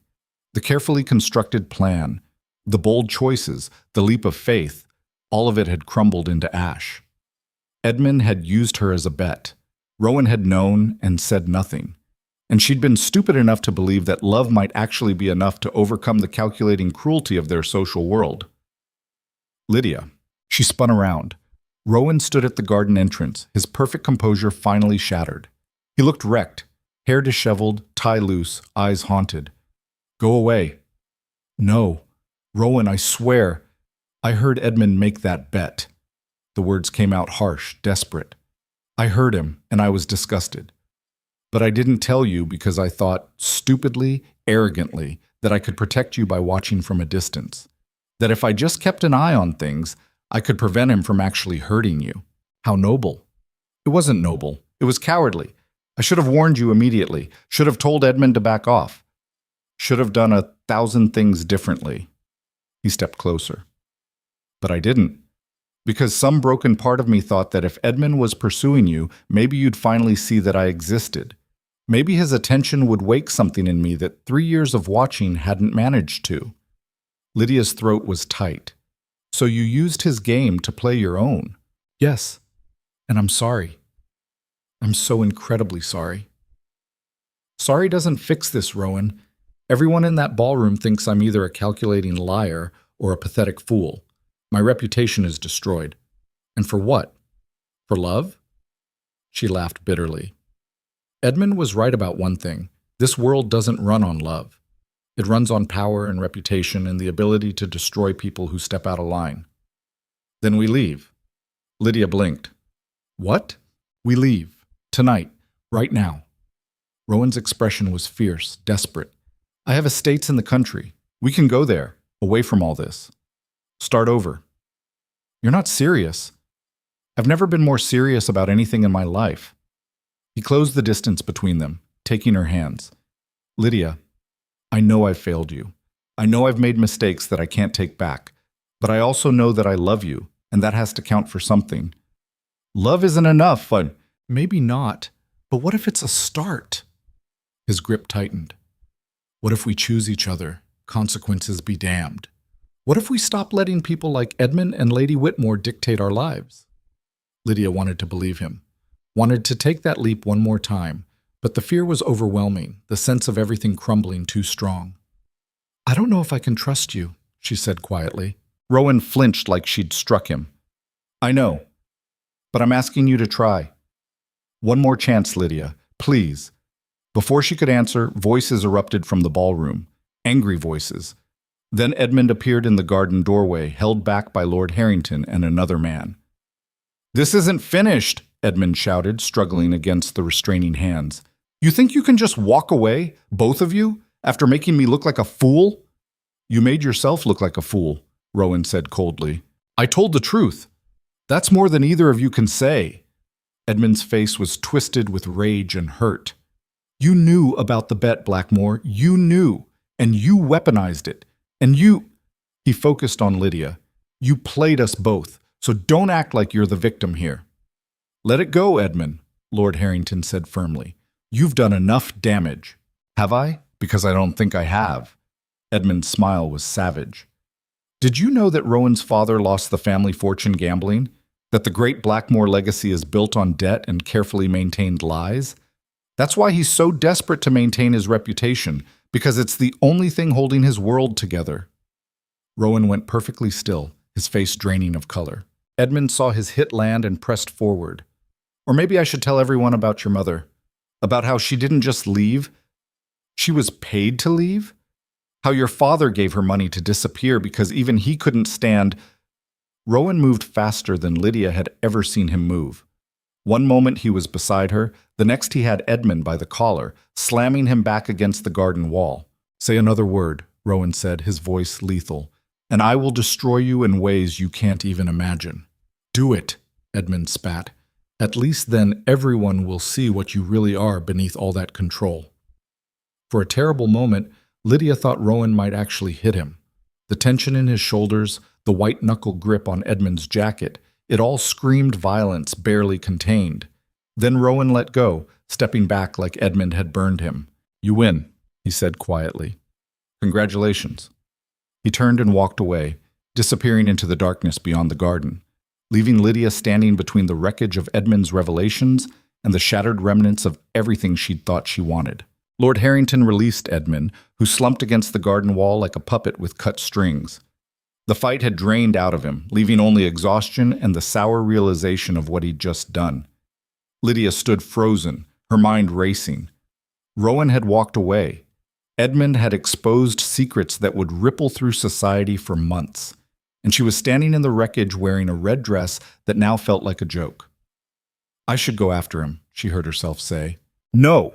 Lord Harrington's voice was firm. Give him time. What Edmund just revealed, that's not something a man like Rowan recovers from quickly. But, Lydia, the older man's expression softened. I know you want to fix this, but right now the best thing you can do is give him space to process. Trust me on this. Edmund let out a bitter laugh. How touching. Everyone worrying about poor Rowan Blackmore. He straightened, his eyes finding Lydia. I suppose I'm the villain now.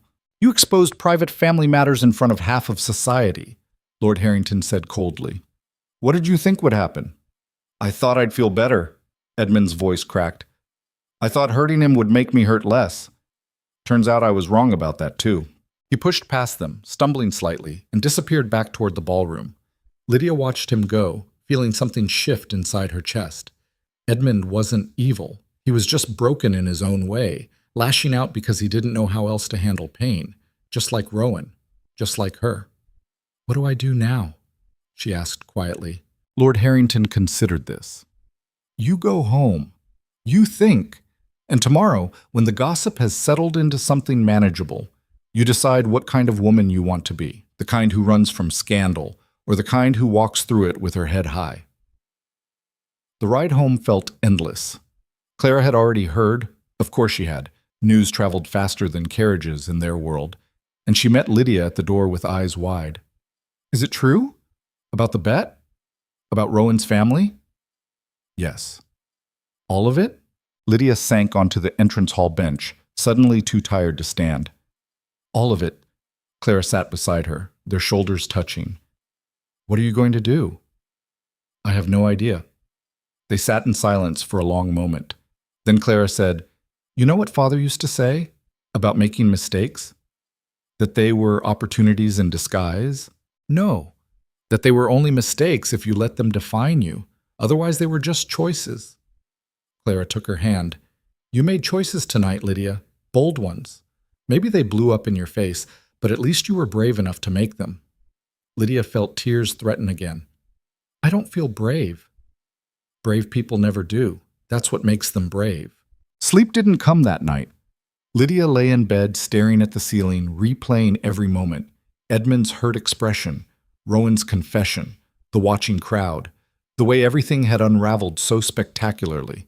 But as dawn crept through her windows, something crystallized in her mind. She'd spent 3 years being invisible, then weeks playing a dangerous game, then hours watching it all explode. The question now was simple. What came next? She could retreat. Apologize. Try to salvage her reputation by distancing herself from both men and hoping society eventually forgot. Or she could do something no one expected. By the time her mother knocked on her door, Lydia had made her decision. You look terrible, Eleanor said, setting down a tea tray. Thank you. Very helpful. Her mother sat on the edge of the bed. I heard what happened. The entire city has heard what happened. Of course they have. Edmund Vance is being called reckless and vengeful. Rowan Blackmore is being pitied. And you, Eleanor paused. You're being painted as either a master manipulator or an innocent victim, depending on who's telling the story. What do you think I am? Eleanor's expression softened. I think you're my daughter, which means you're stubborn, brilliant, and about to do something that will either be inspired or catastrophic. Possibly both. That's what I was afraid of. Her mother poured tea with steady hands. What's the plan? Lydia sat up, taking the offered cup. I'm going to tell the truth. All of it. Publicly. Eleanor's hand froze mid-pour. Lydia, I'm going to host a gathering. Small, but influential. Lady Whitmore, Lord Harrington, a few others. And I'm going to explain exactly what happened. My perspective, unfiltered and unapologetic. That's social suicide. Maybe. Or maybe it's the only way to take back control of my own story. Lydia met her mother's eyes. Everyone else has been telling my story for me. Edmund, Rowan, the gossips. I'm tired of being a character in someone else's narrative. Eleanor stared at her daughter for a long moment. Then, unexpectedly, she smiled. Your father would have loved this plan. Would have? He would have, right before he told you it was absolutely insane and then helped you execute it anyway. She set down the teapot. All right, if we're doing this, we're doing it properly. You'll need somewhere neutral to host. Not here, too small. And we'll need to make sure the right people attend. We? Did you think I'd let you face society alone? Eleanor's expression turned fierce. You're my daughter. That means when you jump off cliffs, I'm right there beside you. The gathering was set for 3 days later, hosted at Lord Harrington's estate at his insistence. He'd heard about Lydia's plan through Clara, who'd heard it from the servants, and had immediately offered his home as neutral ground. I've known you since you were born, he'd said when Lydia thanked him. And I knew your father. If anyone can pull off the impossible, it's an Ashbourne. The guest list was small but carefully curated. Lady Whitmore, because her opinion carried weight. Miss Pemberton, representing the younger generation. 3 other influential women who could make or break reputations with a word. And at Eleanor's suggestion, Edmund's mother, a woman known for her sharp mind and sharper tongue. Rowan's name was notably absent. He won't come, Lydia had said when Clara suggested adding him. Did you ask? No? Then how do you know? Lydia didn't have an answer for that, but she also couldn't bring herself to send the invitation. Not yet. Not when the wound of that night was still so raw. The morning of the gathering, a letter arrived. Lydia recognized the handwriting immediately. Rowan's precise script, each letter perfectly formed. Her hands shook as she opened it. Lydia, I heard about your plan. I won't be there. My presence would only complicate things. But I wanted you to know that whatever you say, whatever truth you tell, I support you. Edmund was right about my family. The Blackmore fortune is built on carefully maintained lies. My father gambled away almost everything, and what remains is held together by reputation alone. My mother didn't just leave. She was paid to disappear because my father couldn't stand her presence as a reminder of his failures. I've spent my entire life trying to be different from him, controlled where he was reckless, distant where he was volatile. But in doing so, I became someone else I don't recognize, someone who let fear dictate every choice. You deserved better than my silence. You deserved honesty from the beginning. And while I can't change the past, I want you to know that loving you has been the only real thing I've done in years. Whatever happens next, I hope you find the courage I couldn't. Yours, Rowan. Lydia read the letter 3 times, tears blurring the words. Then she folded it carefully and slipped it into her pocket. Lord Harrington's library was smaller than Blackmore's, but somehow warmer. The women arrived within minutes of each other, their expressions ranging from curious to skeptical to openly hostile. Lady Whitmore settled into the best chair like a queen claiming a throne. "This is highly irregular, Miss Ashbourne." "I know. Thank you for coming anyway." "I wouldn't have missed it for the world. You've provided more entertainment in the past month than I've had in years." Miss Pemberton shot her a look. "This isn't entertainment, Catherine. It's a young woman's reputation on the line." "Everything is entertainment if you watch it from the right angle." Eleanor appeared at Lydia's elbow, her presence steadying. "Shall we begin?" Lydia nodded. She'd prepared a speech, rehearsed it a dozen times with Clara. But now, standing in front of these women who held her future in their perfectly manicured hands, the prepared words fled. "I made mistakes," she said instead, her voice rough but clear. "I spent 3 years invisible, trying to be perfect enough to deserve attention from a man who was too afraid to give it. When that didn't work, I tried a different approach, one that involved using someone else's interests to provoke jealousy." Edmund's mother's expression tightened, but she didn't interrupt. "I knew what I was doing," Lydia continued. "I wasn't some innocent victim stumbling into drama. I made calculated choices because I was tired of being ignored.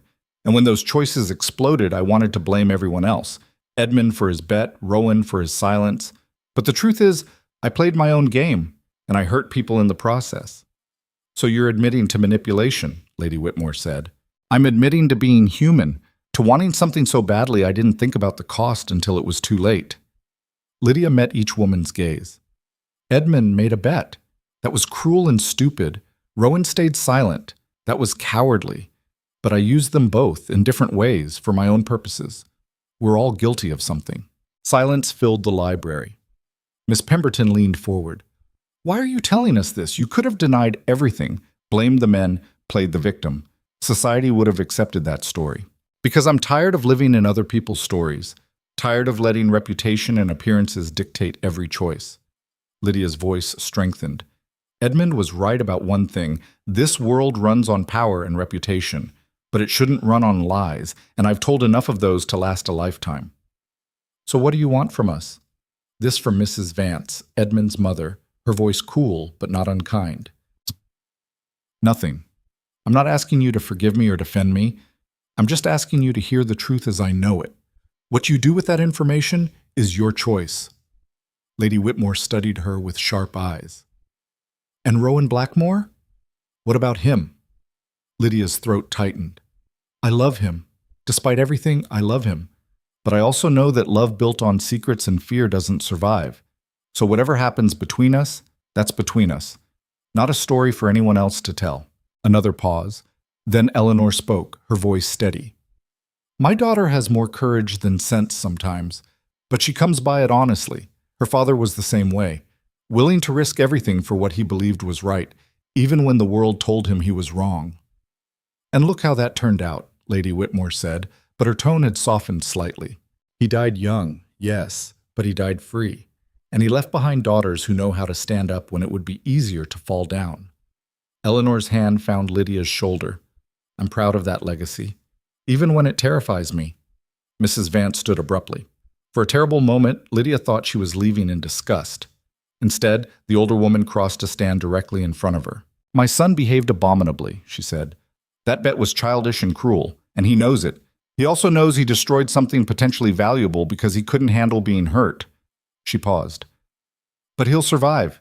Young men like Edmund always do. The question is whether you will. I intend to. Good. Mrs. Vance's expression softened fractionally. For what it's worth, I think you have spine. More than most women your age. Edmund could have learned from that if he'd been paying attention to anything other than his wounded pride. She returned to her seat, and Lydia felt something loosen in her chest. Miss Pemberton spoke next. I had a scandal 2 years ago. My engagement dissolved very publicly, and the gossip nearly destroyed me. I know what it's like to be the subject of every whispered conversation, every pitying look. She met Lydia's eyes. You're handling it better than I did. I hid for 6 months. You're standing here facing it head on. That takes guts. Or stupidity. Sometimes they're the same thing. Lady Whitmore was the last to speak. I've watched high society for 40 years. I've seen scandals that would make your little drama look like a garden party. And I can tell you this, the ones who survive aren't the ones who pretend nothing happened. They're the ones who acknowledge the mess and then keep walking anyway. She stood, gathering her shawl. You've made your confession, Miss Ashbourne. Now we'll see if society is willing to offer absolution. The women filed out one by one, leaving Lydia alone with her mother and Lord Harrington. Well, he said, breaking the silence, that was either brilliant or catastrophic. We'll know which in about 48 hours. Helpful as always, Eleanor said dryly, but Lydia felt lighter somehow. She'd told the truth, her truth, unvarnished and uncomfortable. Whatever came next, at least it would be built on honesty instead of carefully maintained lies. The verdict came faster than expected. The next morning, an invitation arrived from Lady Whitmore. A small dinner party, 2 weeks hence. The guest list included several influential families and, notably, both Lydia and Rowan's names. She's testing us, Clara observed, reading over Lydia's shoulder, seeing if you'll both show up. Or she's giving us an opportunity to prove we can handle being in the same room. Same thing, really. More invitations followed over the next few days. Not everyone had forgiven her. Some families made their disapproval clear through pointed silence. But enough had softened that Lydia's complete social exile seemed less certain. Miss Pemberton called personally, bringing tea and sympathy. The younger generation is mostly on your side. They think the whole thing is romantic in a tragic sort of way. Romantic, Lydia repeated flatly. Well, you did wear red to a ball and publicly dance with the Duke everyone thought was untouchable. That's the kind of story people tell for years. I'd rather be forgettable. Too late for that.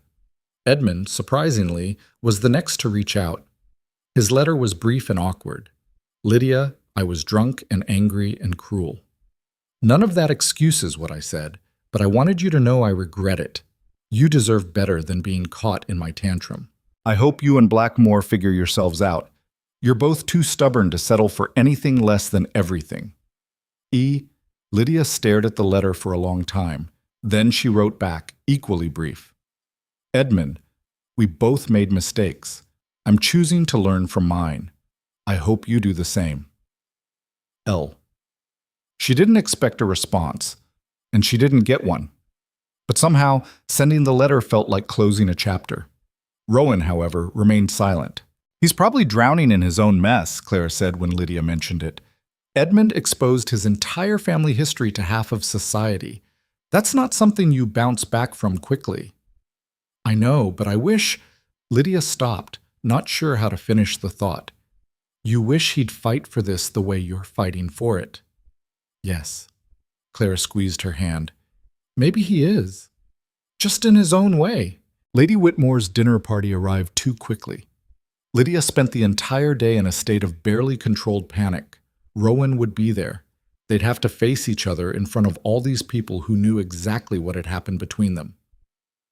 You look like you're going to throw up, Clara observed as she helped Lydia dress.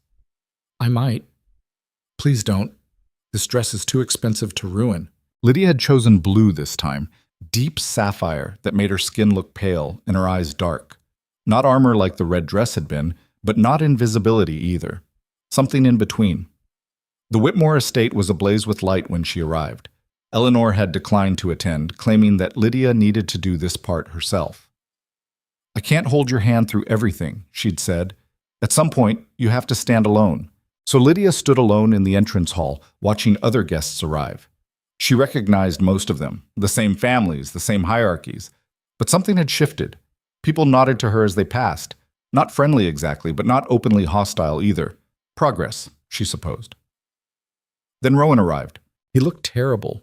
Thinner than she remembered, with shadows under his eyes that suggested he'd slept as poorly as she had.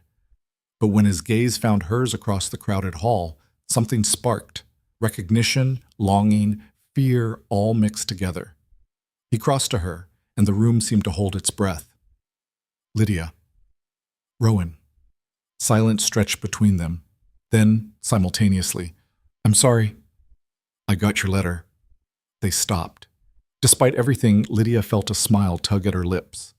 You first. I'm sorry, Rowan said quietly. For all of it. The silence, the secrets, the way I let fear control every decision. He glanced around at the watching faces, then back to her. I know public declarations aren't enough. I know I have a lot to prove. But I wanted you to know that I read about your gathering, about how you told the truth even when it would have been easier to lie. How did you? Miss Pemberton told me. Apparently I have one friend left in society. His expression turned self-deprecating. She also told me I was an idiot if I didn't show up tonight. She's not wrong. No, she's not. Lady Whitmore appeared, her timing impeccable as always. How lovely, the star-crossed lovers reunited. Shall we move this touching scene into the dining room before you both start weeping in my entrance hall? Several people laughed, not mocking exactly, but acknowledging the absurdity of the situation. Rowan offered his arm, and after a moment's hesitation, Lydia took it. The dining room was elegant chaos. Too many people at one table, conversations overlapping, wine flowing freely. Lady Whitmore had seated Lydia and Rowan across from each other, which was either generous or sadistic depending on perspective. Halfway through the second course, Lord Harrington stood, glass raised. A toast, he announced, to honesty in a world built on careful lies, to young people brave enough to make spectacular mistakes and wise enough to learn from them, and to love, messy, complicated, and infinitely more valuable than reputation. The table fell silent. Then Mrs. Vance raised her glass. Hear, hear.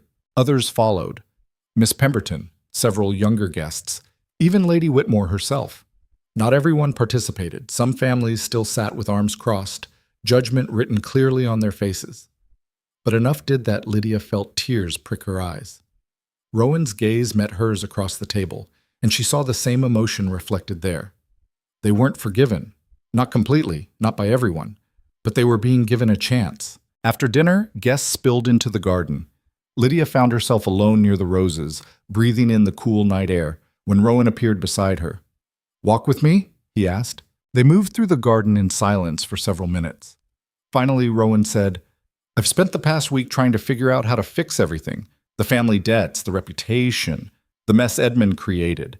And I realized I was doing exactly what I've always done, trying to control everything, contain the damage, maintain the walls. And it's exhausting. More than that, it's pointless. I can't control what people think, can't erase the past or guarantee the future. He stopped walking, turning to face her. But I can be honest with you, and I can choose to fight for this, for us, instead of retreating behind fear. Lydia's heart hammered. What are you saying? I'm saying I love you. I'm saying I'm terrified of messing this up, but more terrified of not trying. I'm saying... He took a breath. I'm saying that if you'll give me another chance, I promise to be present, vulnerable. Everything I've spent years avoiding. That's a big promise. I know, but I mean it. He reached out, his hand finding hers. I know I don't deserve your trust after everything, but I'm asking for it anyway. Lydia looked down at their joined hands, feeling the familiar warmth, the rightness of it. She thought about 3 years of invisibility, weeks of manipulation, and one spectacular night of everything falling apart. She thought about truth and consequences and the terrifying possibility of choosing love over safety. I'm scared, she admitted. So am I. What if we're both too broken for this to work? Then we'll be broken together. Rowan's thumb traced circles on her palm. Or we'll figure out how to put the pieces back in a different configuration. I don't know, Lydia. I don't have all the answers, but I know I want to try. Around them, the garden party continued, laughter and conversation mixing with the night air. But in this small corner, it was just the two of them, and a choice that would define everything that came after. Lydia thought about her father, about bold choices and tragic endings, and the legacy of living free. She thought about her mother's fierce protection and Clara's unwavering support. She thought about standing in Lord Harrington's library telling the truth even when it would have been easier to lie. And she thought about Rowan, complicated, damaged, trying so hard to be different from the man who'd raised him. "All right," she said finally. Rowan's expression shifted from hope to something like wonder. "All right? One more chance." But Rowan, she squeezed his hand. "No more secrets, no more strategic distance. If we're doing this, we're doing it honestly, even when it's hard, especially when it's hard. And if it doesn't work, then at least we tried, together." He pulled her closer, his free hand cupping her face. "I love you, Lydia Ashbourne, and I'm going to spend every day proving that I mean it." He kissed her there in Lady Whitmore's garden, surrounded by roses and the lingering consequences of their choices. It wasn't perfect. Nothing about them was perfect. But it was real. And that was enough. When they returned to the party hand in hand, several guests stopped mid-conversation. Lady Whitmore saw them first, and her expression shifted to something almost like approval. "Well," she said loudly enough to Carrie, "it appears we have something to celebrate after all." The party erupted in a mix of congratulations and lingering skepticism, but Lydia barely noticed. She was too focused on Rowan beside her, his hand steady in hers, his walls finally coming down. They'd survived the storm. Not unscathed. They both carried scars from the experience, but they'd survived together, and that felt like a victory worth celebrating, even if the war wasn't quite over yet. The victory didn't last 24 hours. Lydia woke the next morning to Clara shaking her shoulder, her sister's face pale with something between fury and fear. "You need to see this." The Gazette had printed a full exposé, not just gossip this time, a detailed article tracing the Blackmore family's financial troubles back 3 generations.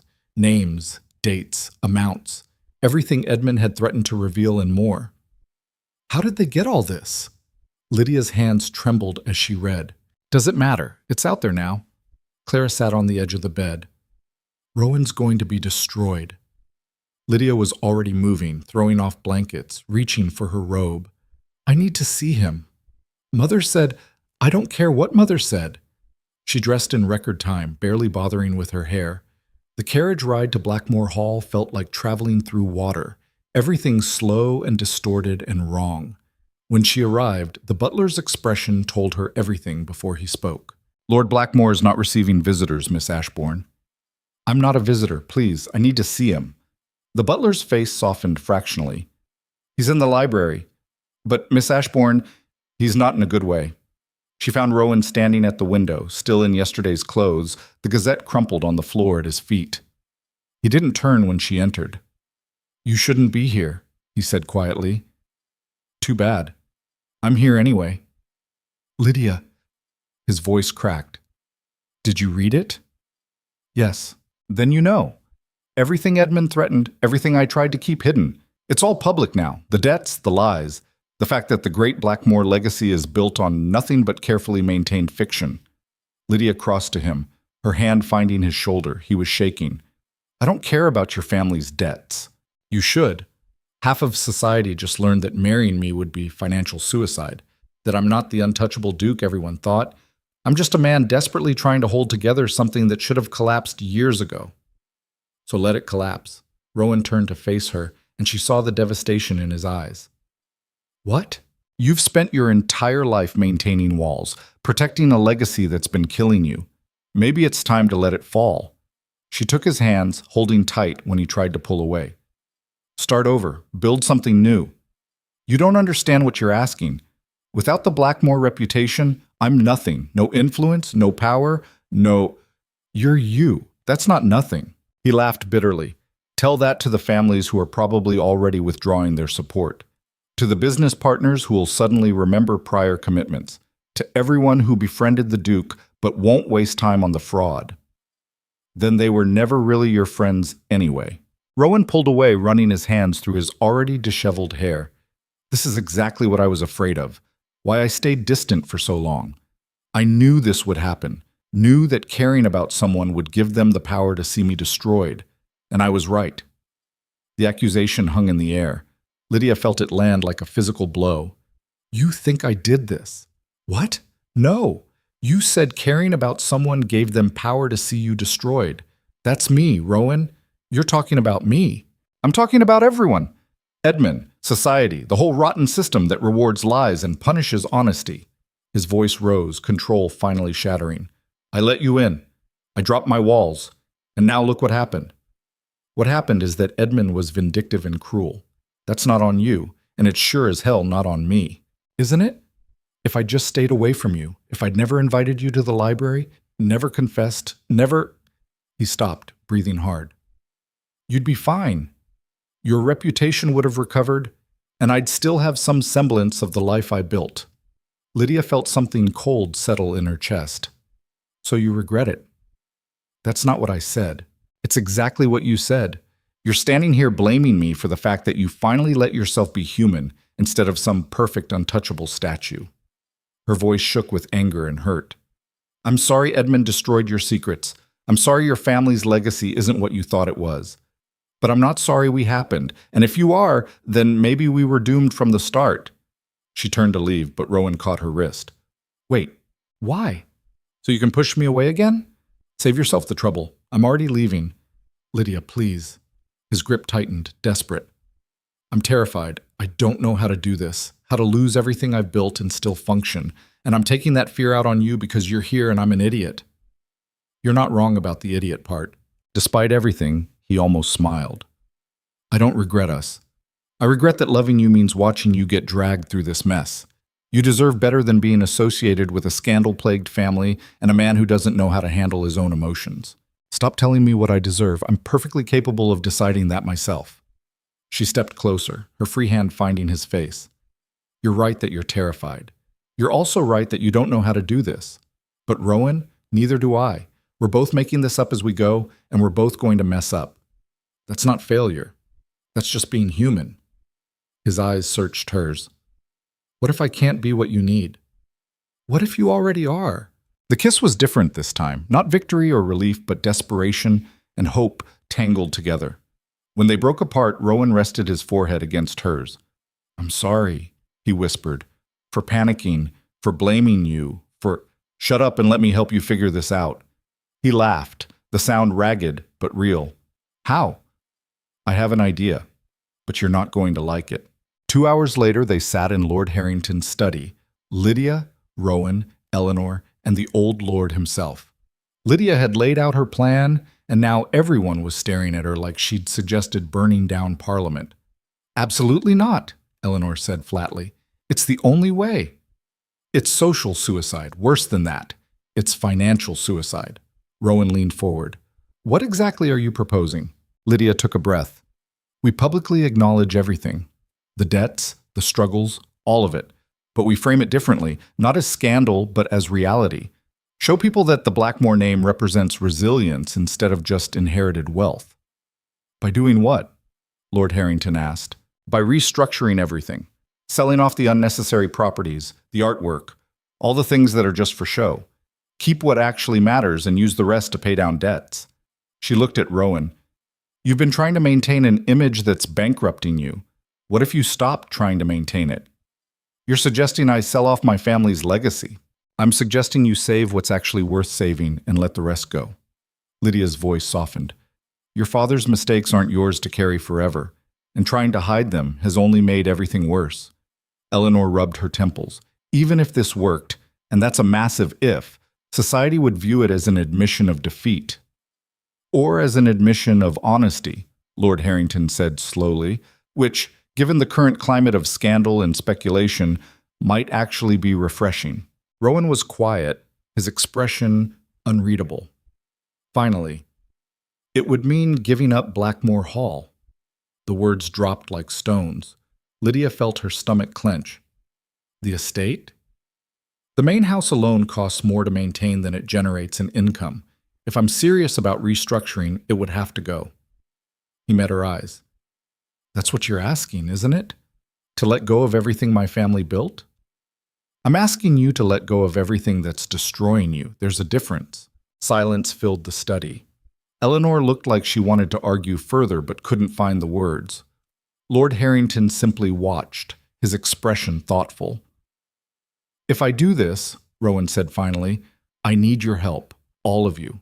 I don't know how to dismantle a legacy without destroying myself in the process."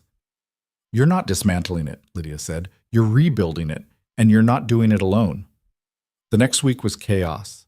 Rowan hired an accounting firm to go through the Blackmore finances with ruthless precision. What they found was worse than expected. 3 generations of debt, carefully hidden through creative bookkeeping and strategic marriages. The family wasn't just struggling, they were drowning. "Your grandfather's gambling was bad," the lead accountant said, his tone clinical. "Your father's attempts to hide it were catastrophic." Rowan took the news with a composure that Lydia knew was costing him everything. "How long do we have?" "If you continue as you are, 6 months, maybe less, before creditors start demanding payment. If you restructure immediately, you might salvage something."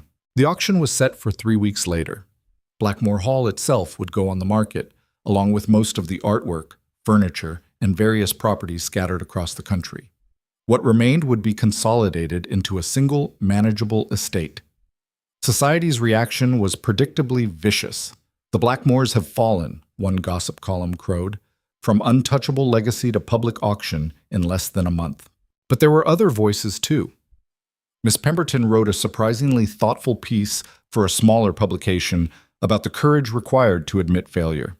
Lord Harrington publicly stated his support, lending his own reputation to Rowan's cause. Even Mrs. Vance made a pointed appearance at the Ashbourne house, her visit a clear signal that not everyone had written Rowan off. "My son is still nursing his wounded pride," she told Lydia over tea, "but he understands that what happened to Rowan could have happened to any of us. These old families were all one bad generation away from collapse. Rowan's just the first one brave enough to admit it." Edmund himself remained notably silent. Until one morning, a package arrived at Blackmore Hall. Inside was a single document, Edmund's withdrawal from several business ventures that had been bleeding the Blackmore finances dry. No letter, no explanation, just the paperwork that would save Rowan thousands in annual expenses. "He's trying to help," Lydia said, reading over Rowan's shoulder, "or assuage his guilt." "Does it matter which?" Rowan was quiet for a long moment.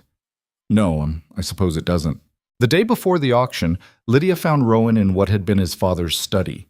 He stood surrounded by boxes, papers scattered everywhere. "I'm trying to decide what's worth keeping," he said without looking up. "Letters, documents, family history. Some of it feels important. Most of it just feels heavy." Lydia picked up a letter, yellowed with age. "What's this?" "Correspondence between my grandfather and some business partner. Probably nothing significant." She read it anyway, then stopped. "Rowan, this is a contract for a railway investment. It says your grandfather held shares in the Northern Line. He gambled those away years ago." "Are you sure?" "Because this says the shares were held in trust for future generations. If they're still valid—" Rowan crossed to her in 3 strides, taking the letter. His eyes scanned the text, widening. "If this is real." They spent the next 4 hours digging through boxes, finding more references to the trust. By evening, they'd assembled enough documentation to take to Lord Harrington's lawyer. The verdict came 2 days later. The shares existed. They'd been forgotten in the chaos of debt and gambling losses, overlooked by creditors because they were held in a separate trust. And they were worth enough to cover a significant portion of the Blackmore debts. "You won't have to sell everything," the lawyer explained. "The hall can stay in the family if you're careful. Some properties will still need to go, but this changes the equation considerably." Rowan stared at the documents like they might disappear. "How did no one find this before?" "Your father probably never knew it existed. Your grandfather set up the trust before the gambling really took hold. It was his insurance policy, one that got buried in paperwork and forgotten." That night, Rowan and Lydia sat in the Blackmore library, the same room where this had all started weeks ago. "I don't know how to feel," Rowan admitted. "Relieved that we found the shares, angry that they were there all along and no one knew, guilty that I almost gave up." "You didn't give up. You were ready to sacrifice everything to start fresh. That's not weakness." "It feels like I got lucky instead of brave." Lydia took his hand. "You got both. Lucky that the shares existed, Brave enough to tear apart your life looking for answers. She leaned against his shoulder, and brave enough to let me help. That was the easy part. Liar. He kissed the top of her head. All right. That was the terrifying part that somehow became easy because you were there. Better. The auction was canceled. Instead, Rowan held a smaller, private sale of items that were valuable but not essential. The proceeds, combined with the railway shares, were enough to stabilize the family finances and begin actual repairs to both the estate and the Blackmore reputation. Society watched with fascination as Rowan transformed from untouchable duke to something more complicated, a man willing to admit his family's failures and work to correct them. Some families still kept their distance, scandalized by the public airing of financial troubles. But others, particularly the younger generation, saw something different, authenticity in a world built on pretense. 6 months after the Westfield ball disaster, Rowan and Lydia stood in the Blackmore Gardens, now smaller but actually maintained instead of slowly crumbling, and talked about the future. I need to ask you something, Rowan said. Lydia's heart kicked into overdrive. All right. We've been through everything backwards. Started with scandal and chaos, worked our way towards something stable. Most couples do it the other way around. We're not most couples. No, we're definitely not. He took both her hands. Which is why I want to make sure you understand what you'd be getting into. Marriage to me won't be easy. We're still rebuilding the family reputation. We're still working through debts. And I'm still learning how to be vulnerable instead of distant. Is this supposed to be a proposal or a warning? Both? He smiled nervously. I'm not good at this. You're doing fine. I haven't actually asked yet. Then ask. Rowan took a breath, then dropped to one knee. Lydia's breath caught. Lydia Ashbourne, you're stubborn and brilliant and terrifying in the best possible ways. You've seen me at my worst, seen all the broken pieces I tried to hide, and somehow decided I was worth fighting for anyway. I don't deserve that, but I'm selfish enough to want it anyway. His voice shook slightly. Will you marry me? Not the Duke, not the legacy, just me. Flaws and all. Tears blurred Lydia's vision. Yes. Yes? Did you think I'd say no after everything we've been through? Part of me worried you'd come to your senses. She pulled him to his feet, laughing through tears. Too late for that. I lost my senses months ago when I decided wearing red to a ball was a good idea. That dress, Rowan said, pulling her close. That's when I knew I was completely done for. Because I looked devastating? Because you looked like yourself, bold and unafraid and absolutely done with being invisible. He kissed her softly. You're still the most terrifying woman I've ever met. Good. Don't forget it. The engagement announcement caused exactly the stir they'd expected. Some families congratulated them warmly. Others made their disapproval clear through pointed silence. Lady Whitmore threw an engagement party that was either generous or sadistic, probably both, where Lydia and Rowan had to navigate dozens of conversations about their unusual courtship. At least they're talking to us instead of about us, Lydia murmured during a particularly awkward exchange with Lord and Lady Hertford. Small mercies. Edmund made a surprise appearance halfway through the party. He looked better, less haggard, more composed, though his eyes still held shadows. Congratulations, he said stiffly when he found them near the refreshment table. Thank you, Rowan replied, equally formal. Awkward silence stretched. Then Edmund said, I owe you both an apology. A real one, not the half-assed note I sent months ago. Edmund, let me finish. Please. He took a breath. I was cruel, vindictive. I exposed things that weren't mine to expose because I was hurt and wanted you to hurt too. That was wrong, and I'm sorry. Lydia studied him, seeing genuine regret beneath the polished exterior. We all made mistakes. Maybe, but mine were particularly spectacular. He managed a small smile. For what it's worth, I think you're good for each other. You push him to be human, he grounds you when you're ready to burn everything down. It works. That's almost sweet, Lydia said. Don't get used to it.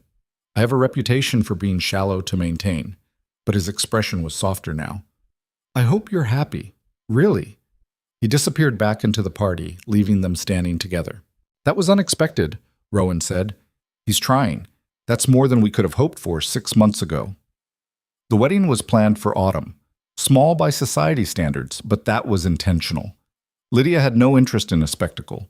She wanted something real, something that celebrated what they'd built instead of performing for people who didn't matter.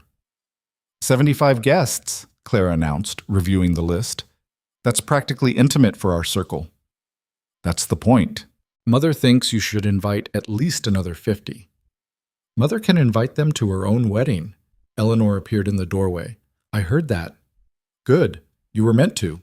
Her mother sighed, but she was smiling. Your father would have loved this.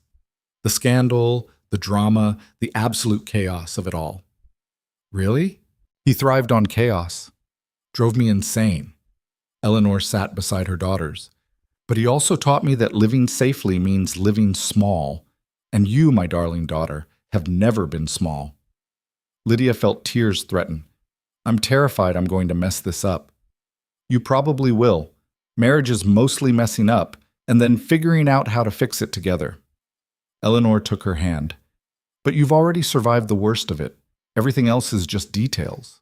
The wedding day arrived wrapped in perfect autumn weather, cool and clear with leaves turning gold. Lydia stood in front of the mirror, Clara and Eleanor fussing with her dress. You look beautiful, Clara breathed. I look terrified. Same thing, really. The ceremony was at Blackmore's private chapel, small, intimate, filled with people who actually mattered. Lord Harrington stood as Rowan's witness. Miss Pemberton served as Lydia's. Even Edmund attended, sitting near the back with an expression that managed to be both genuinely happy and wistful.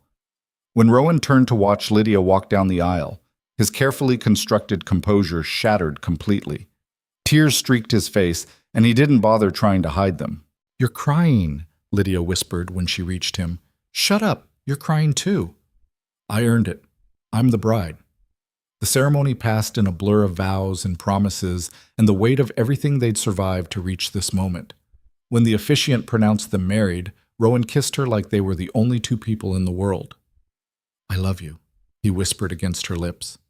I love you too, even when you're being impossible. Especially then. The reception was chaos in the best way. Too much wine, too much laughter, people dancing who probably shouldn't be. Lord Harrington gave a speech that made everyone cry. Clara's toast was equal parts sentimental and threatening. Hurt my sister, and I'll destroy you. Even Edmund raised his glass, his words simple but genuine. To love that's brave enough to be honest. Late in the evening, Lydia and Rowan slipped away from the party, finding themselves back in the library where this had all begun. We should probably return to our own wedding, Lydia said. Probably. But Rowan made no move to leave. Instead, he pulled her close, swaying to music that was too faint to really hear. Thank you. For what? For not giving up on me. For pushing me to be better than I thought I could be. For wearing that red dress and refusing to be invisible. He kissed her forehead. For choosing me when it would have been easier to walk away. You say that like it was hard. You were always the choice, Rowan. I just had to get you to see it. I see it now. Finally. They danced in the firelight, the party continuing without them, and Lydia felt something settle in her chest. Not the euphoria of victory or the relief of survival, but something quieter and more permanent. Peace. Possibility. The beginning of something built on truth instead of pretense. What happens now? She asked softly. Now we live, make mistakes, fix them together, build something that's actually ours instead of something we inherited. That sounds terrifying. Good. I like you terrified. You do your best thinking when you're scared. Lydia laughed, the sound echoing through the library. What does that say about us? That we're both slightly crazy and probably perfect for each other. Probably. Definitely. But I didn't want to sound too confident. The party eventually found them, Clara and Miss Pemberton bursting into the library demanding they return for the final dance. Lydia let herself be pulled back into the celebration, Rowan's hand steady in hers. They danced until dawn crept through the windows, until guests began departing with fond farewells and knowing smiles. And when the last person had gone, when it was just the two of them and the wreckage of a successful party, they sat in the garden and watched the sunrise. We did it, Lydia said wonderingly.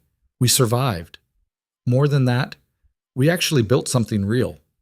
Rowan pulled her closer, his arm around her shoulders. The scandal's not completely over. People will talk for months.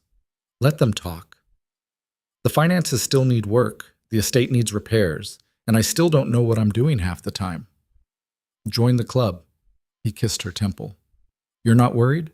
Terrified. But the good kind of terrified. The kind that means we're actually living instead of just existing. They sat in comfortable silence as the sun climbed higher, painting the sky in shades of pink and gold. Around them, the Blackmore estate, smaller now but somehow more honest, seemed to breathe easier. The weight of secrets and lies had lifted, replaced by the possibility of something new. My father used to say that legacy was everything, Rowan said quietly, that protecting the family name mattered more than happiness or honesty or love. What do you think now? I think he was wrong. I think the only legacy that matters is the one we choose, the people we love, the choices we make, the courage to admit when we're broken and ask for help putting ourselves back together. Lydia laced her fingers through his.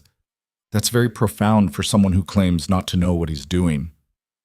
I'm making it up as I go, but I have you, so I'll probably be fine. Probably? Definitely. He stood, pulling her to her feet. Come on, we have a honeymoon to start and a life to build and approximately 75 people who will demand details when we return. 75 people who watched us survive the worst scandal in recent memory and came to our wedding anyway, which makes them either very loyal or very entertained. Possibly both. They walked back toward the house, hand in hand, the morning sun warm on their faces.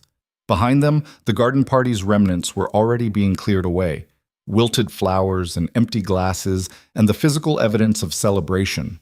But the real evidence lived in them, in the choices they'd made and the love they'd fought for. Lydia had spent 3 years invisible, weeks playing dangerous games, and months rebuilding from the wreckage. She'd lost her carefully maintained reputation and gained something infinitely more valuable, a partner who saw her completely and loved her anyway.